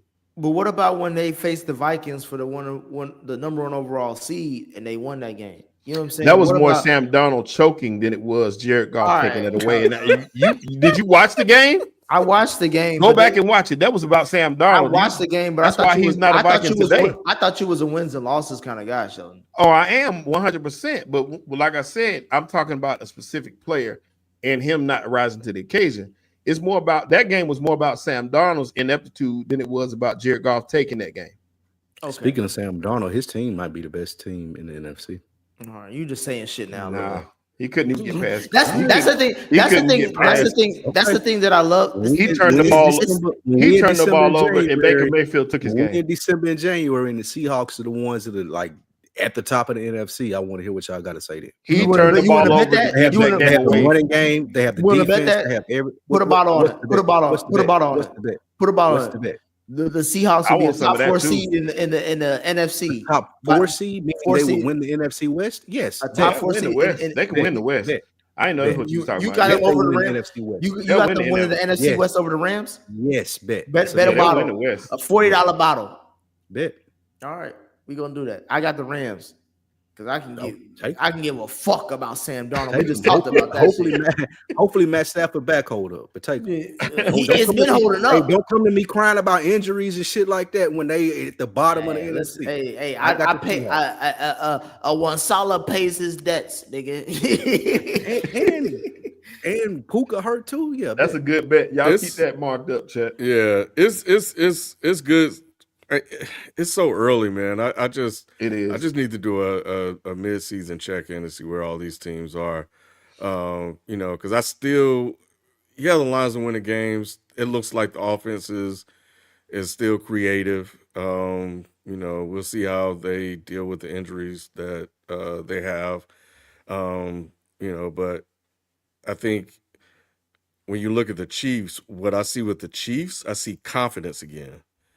I see them calling plays. I see the receivers having confidence, running routes. Nick, your guy, Worthy, he's not just running fast. He ran a nice little whip or a zip ride or whatever it was. Don't do that, Ken. Hey, you saw it, Nick. You saw it, man. Ken, I'm going to tell you this right now. It's the Detroit Lions secondary. How long have I talked about that secondary for the last 2-3 years? I got you. There's only 3 secondaries that I keep talking about that's really cheeks. It's the Eagles. Sheldon know that I've been calling the Eagles. It's the Lions, and it's the Ravens. Those are the 3 secondaries that I keep telling y'all they are not good. They get cut up anytime. We saw Jaden Daniels made his whole career off of cutting up the Detroit Lions secondary. Yeah, well, anyway, like Spiker Shelton mentioned, Rashee Rice will be back. We'll see if he can still play. He's been gone for a minute. They excited about him, Ken. I think that he's gonna be good because Patrick Mahomes has really been pumping him up and saying that he talking about him. And that's what when I was watching that game, I was thinking about that. Rice with Brown and Worthy and Kelsey, that gives Andy Reid and Mahomes a lot of weapons that can do a lot of different things. We gonna see. And Mahomes is running way more than he ever has. Patrick Mahomes he leads the team in rushes, which is crazy. He's taking off, boy, and he's looking good. It ain't that little. He gonna get hurt. He gonna get hurt doing that. Yeah, he can't keep doing stuff like that. Thornton too. Taquan Thornton too. He's not Josh Allen. He's not Lamar Jackson. He's gonna get hurt, bro. And I don't want to see that with Patty. Though they have been smart runs, he still can't keep doing it. Like he know when he's taking some hits, get out of bounds. He know when people aren't paying attention to him, and he can sneak off for 10 yards. They have been smart runs. I will give him that, but still, that he can't keep doing it. Well, either way, that was a big win for them. I think to get to 3-3. So and they needed that one. And we'll move on, man, to our weekly picks. We are back again with the picks. So let's get to that. Make sure I'm right here. Yep. So we are back again for another week of our NFL weekly picks. Last week's top dog was a tie between Shelton, Check the Spread Jay, and Spike Lute. Shelton, I'm only reading the prompter, bro. I got you. Spike Lute. So let's see who will be leading the pack after week 7. 1 without Jane Daniels. Oh yeah, Shelton cheating ass. Boy, and 12 and then 11. Okay, man, you tripping? Yeah, we tied for second, Lou. Tied for second. That's funny. I ain't worried about you. I don't know. I might make a run. Let's see what happens this week. You did before, Kim. I know. Hey, Shelton, either I start off with the run or I end with the run. Yep. And sometimes if you're the wrong one, it be loose and runs. The Colts and the Chargers. Yeah, I went with the Colts. Of course, Nick, you sticking with your guy. As I go with Harbaugh, I don't give a fuck about Herbert, even though both of these motherfuckers look like they going off the Mark Sanchez special, if you know what I'm talking about. But nah, I do not believe in this Colts team. I've seen Daniel Jones. I'm not calling him Danny Dimes. I'm not calling him Indiana Jones. He need to win. He need to make a deep playoff run for me to even look at him differently. But I mean, you could say the same thing about Herbert, honestly. But still, I'll trust the head coach more than in LA than I do in Indy. You can say that about a lot of quarterbacks, right? I'm talking about these two specifically, Ken. You know what I'm saying? All right, moving on. Oh, sorry. I was just gonna say I think the Colts are in a cool space. I think the Chargers are on a downtrend, and I believe in the Colts more than I do the Chargers. Colts running game and defense. The running game is what gets me because Chargers on their third string running back, and that's not a good look.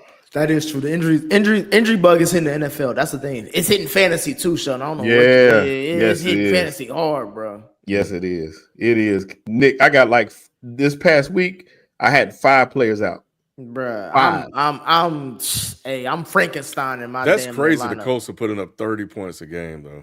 It is. Yeah, and it's legit 30 points. It ain't fluke 30 points. All right, so. Is that you, Spike? Yeah, that's a hatred. No way I'm picking the Eagles ever. My thing, Ken. If the Eagles lose this game, I need. We gotta talk. It's more than we gotta talk. No, it's more than we gotta talk. Nick, Shelton can't gaslight us on this one. I ain't gaslighting you, man. Carson Wentz revenge game. We got work to do, but you at least got the Calgary's on the way. Be expecting a big trade from the Eagles. I'm saying, Shelton, if they lose this game, y'all in trouble.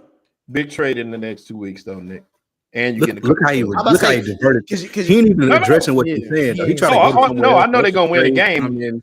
I know they're gonna win the game, but I'm still not worried. You thought they was gonna win last week. My thing is, I did. That got players quitting on y'all already. Says Darius Smith. I don't even know if AJ Brown gonna be there. Nick, big news is coming.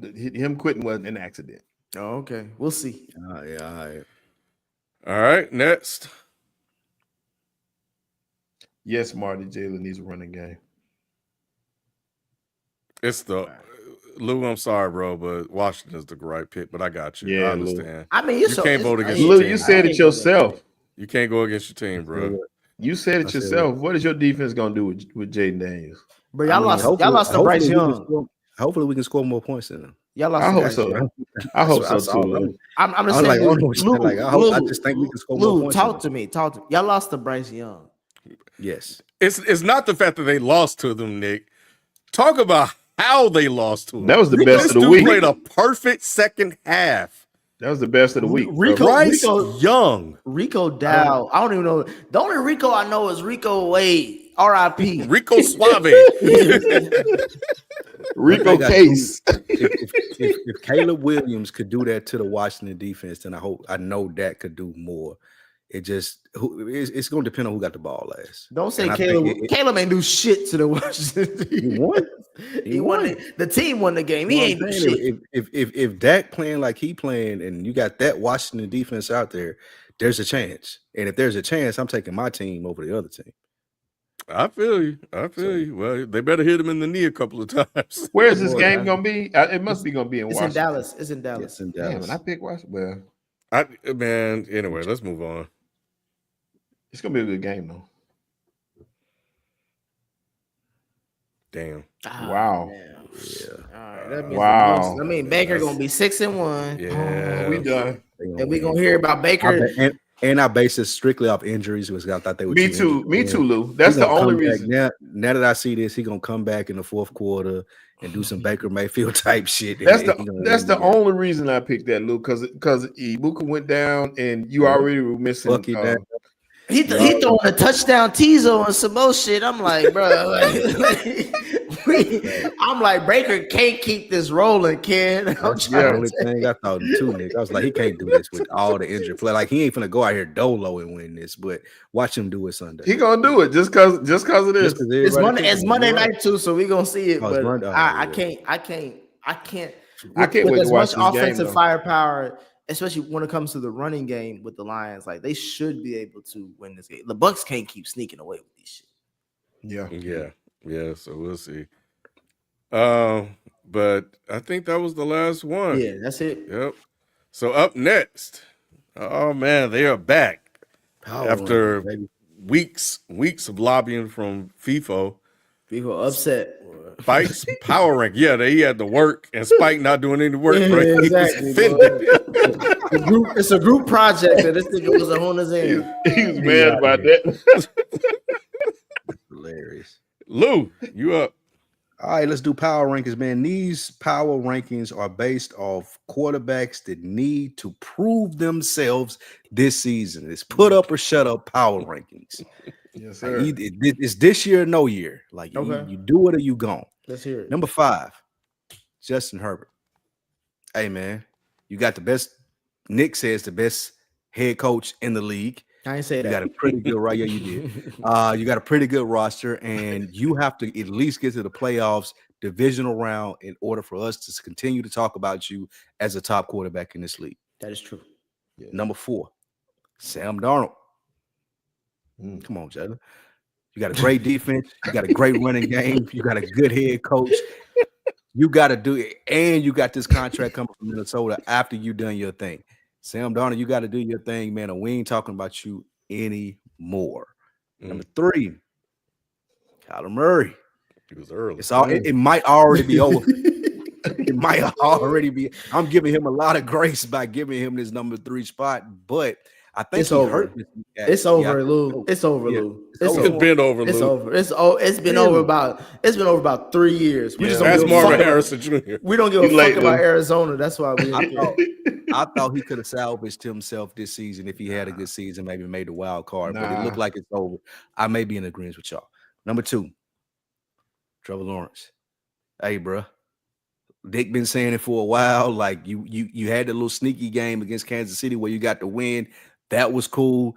You still got to make another playoff run like you did and get into the AFC Championship game, where all that talk about you being the next dude, or when that talk was happening, that's over. This got to be done. He's the reason why I don't say generational talent when it comes to quarterbacks. This got to be done. This got to be Dakota. Shelton, you're a smart man. Dakota fucking Prescott. Nigga, I don't care about 11 touchdowns and 1 interception. I don't care about 30 points a game. None of that matters to me. I don't care about you having an MVP season. I don't care about George Pickens balling out. None of that matters to me. Go to the playoffs, win playoff games, get to the conference championship round. If not, kill that $60 million check and send him on packing elsewhere. We can do better in the draft, bro. We got 2 first-round picks. We can trade up and get the next best thing. I do not care what you're doing right now. It don't matter to me. Lou. I don't care about the MVP talk. Get him out of here. Lou, I'm sorry. Get lost. Lou, I'm sorry. You got to switch 1 and 5. There's no way you can put Dak Prescott at 1 and have Justin Herbert at 5. Justin Herbert. I'm hearing all this MVP talk, and Dak is doing everything he can. He putting his team on his bro. We've seen this shit before. He's finished second in MVP rankings before. I do not care. I don't care how good George Pickens look. I don't care what the offense look like with CeeDee Lamb coming back. None of that matters. Win playoff games, take us to at least the conference championship game. If not, you gone. But he's having a Burrow-like season, and what I mean by that is you've seen Joe Burrow have a really nice season. They didn't even make the playoffs that year. So this is kind of what Dak is doing. So I'm not even. Hey, listen, Shelton. That's Cincinnati. This is Dallas. But we got rings. But what that gives me though, Lou, is I'm not even going to look at him. I'm looking at Herbert. All my eyes are directed towards him because he's the one that they're touting as the golden boy. He's the one that they put on the pedestal because they won 3 games in a row. But he should have been first. Like I said, he's the one that they're expecting, and they're saying, you know what? We told y'all he was this. He gonna get more leniency because Harbaugh is his coach, and if they have at least a decent season and make the wild card and it's close, they'll still say, "Oh, Herbert had a great season," because they've been used to not making the playoffs. That's true. With Dak, he'll go in and have a season like this, and we won't make the playoffs, and people will come back next season and be like, "Well, you got Dak Prescott, man." What does that mean? The fan base is Shelton. Fan base is 2 different things. People give a fuck about Justin Herbert in LA. They give a whole lot of damn about Dak Prescott in Dallas. They love him and they give him a lot of grace. I get you. The media around town as far as Dak being an MVP candidate and not getting the support, that's insane to me. Even though he doesn't have it and they're right, I still ain't giving this nigga no grace. At all. You know who 2 honorable mentions that would have put up. Well, it's 3 of them. 2 of them are hurt right now, but that's the Joe Burrows and the Lamar Jacksons, because we're tied in those as 2 of the top 3 quarterbacks in the league every single year, or 2 of the top 4 quarterbacks rather. Why are they not? They're hurt right now, so I'm not going to exclude them because they were down before they were hurt. But those are 2 that you should mention in this category, as well as Josh Allen. Burrow wasn't down before he was hurt. He was 2-0. I give Burrow grace because he's made a Super Bowl. He's made a playoff run. If Dak had made a playoff run, he wouldn't even be on this list. But Burrow has made a playoff run. I'll give that to him. Lamar, I can kind of see your point. But Josh Allen is on that list for me too, because we're talking about these guys as if they're the greatest thing to the game. But what have you done to elevate your team to at least the big game? You got to get there. And to me, that's put up a shut up time. That's why Dak is number 1. Make it to the big game. All right. Even if you make it to the big game and you bow out in the big game and you don't do well, that's fine. At least you made it to the big game, but don't cower out in the divisional round. Okay. Super chats. We them boys. Worst of the week, Aaron Glenn and Justin Fields. That's 2 weeks in a row for Aaron Glenn. That's crazy. Yeah. But deservedly so. I ain't got no problem with that. Drew, regardless of our 3-3 record, the Chiefs are looking like a top 3 team, and we get Rice back this week. Mahomes is looking like an MVP candidate. Once he said we, I disregarded everything else he said because he's clearly Chiefs fans. We appreciate you. Yeah. We appreciate you, Drew. We them boys. This season right now, Darnold and Baker top 5 QBs. I'll give it to Baker, not Darnold. A lot of QBs had to be injured for that to happen. So yeah, I give it to Baker. I give it to Baker, but not Donald. Green Bean saw this question yesterday. In their prime, who gets cut? Darrell Revis, Champ Bailey, Charles Woodson, or Rod Woodson? Down to Champ and Charles, and I choose Champ reluctantly. I agree with you. Charles Woodson. No, who gets cut? So we taking 2 cornerbacks and 2 of them get cut in their prime. Who gets cut? I think it's just one who gets cut. I get cut. Damn. I agree. I fuck with Champ Bailey, so I'm gonna cut Rod Woodson. I do too. I do too, Nick. But Rod Woodson, he was I'm just going off of who I fuck with more. Darrelle Revis. To me, the order is Charles Woodson, Darrelle Revis, Champ Bailey, Rod Woodson. So I'm cutting Rod. I want, as a millennial, to hold on to Rod Woodson, but I think that's the answer. I don't think he's better than Revis, Bailey, or Charles Woodson. So yeah, give me Rod Woodson to cut. Rod Woodson? Yeah. Oh man, Rod Woodson was a monster, and he switched to safety. Was just as good. That's our age. I think that's our age. Charles Woodson did the same thing too. That's why I don't cut either one of those. That's why I'll say Champ, even though Champ was you talking about 4 or 4. Come on, Champ was a bruh. Like, Champ was a dog. I love Champ. Do you? Shit. Yeah, he was different. Yeah, I got to go Rod Woodson, man. Even though I hate to say that. We them boys. 1A, Jaden, 1B, Drake, 3, Penix, 4, Caleb, and 5, Bo. I don't know if Penix better than Caleb. I will put Caleb over Penix for right now. I got to see more from Penix. Yeah, I don't know if I don't put Drake that high either. I can't put Drake up there just for these couple games. Well, he has the best win outside of Jaden than any of those quarterbacks. Like, he beat Josh Allen on the road. Caleb has was talking shit last night. I was like, what's the best win that Caleb has had, Shelton, in your mind? Oh, better than Drake. Yeah, and then better than Drake. I can't come up with that. Bo Nix ain't shit, so he ain't even. Yeah, Bo ain't in the. I leave Bo with that. But you're right. But when you talk about the eye test, I still like Penix. I do too, but he has I like Penix outside of Jaden, but Penix he got to win this division. This is the year for him to win the division. Right. It is. Nah, you good, Nick. No room on the Chiefs bandwagon. That's from Ariel Smoke. Ain't nobody on the damn Chiefs bandwagon. I don't give a fuck about the Chiefs. I just always say Patty's the best quarterback I've ever seen. Yeah. Outside of that, bro, you know what teams I'm with, nigga. I don't give a fuck about the Chiefs. What 2 teams? Chill out. Donovan Mason, Spike, your defense is terrible. Can't shit on Dak this year. I can shit on Dak any year. It don't matter how bad the defense is because he ain't proved himself ever in the playoffs. He's played good in the regular season before with good defensive and still shitted it down his leg. You could improve the defense tomorrow and we can get to the playoffs and Dak could have that stupid look on his face that he had against the 49ers and the Packers and we still be like, damn, Dak, you lost this game. Until he overcome that, it's fine. And when you hear Lou say shitted it, that's how you know it's a bad shitted it. I ain't never heard a nigga say that. Will Dak ever get traded? Hopefully. We should trade him right now, actually, before the trade deadline. High value. All right. Donovan Mason, Revis' peak was too short to cut Rod Woodson. Nah, Revis, he was too dominant. He was running people routes. Yeah, wasn't nobody going on Revis Island and surviving on a Sunday.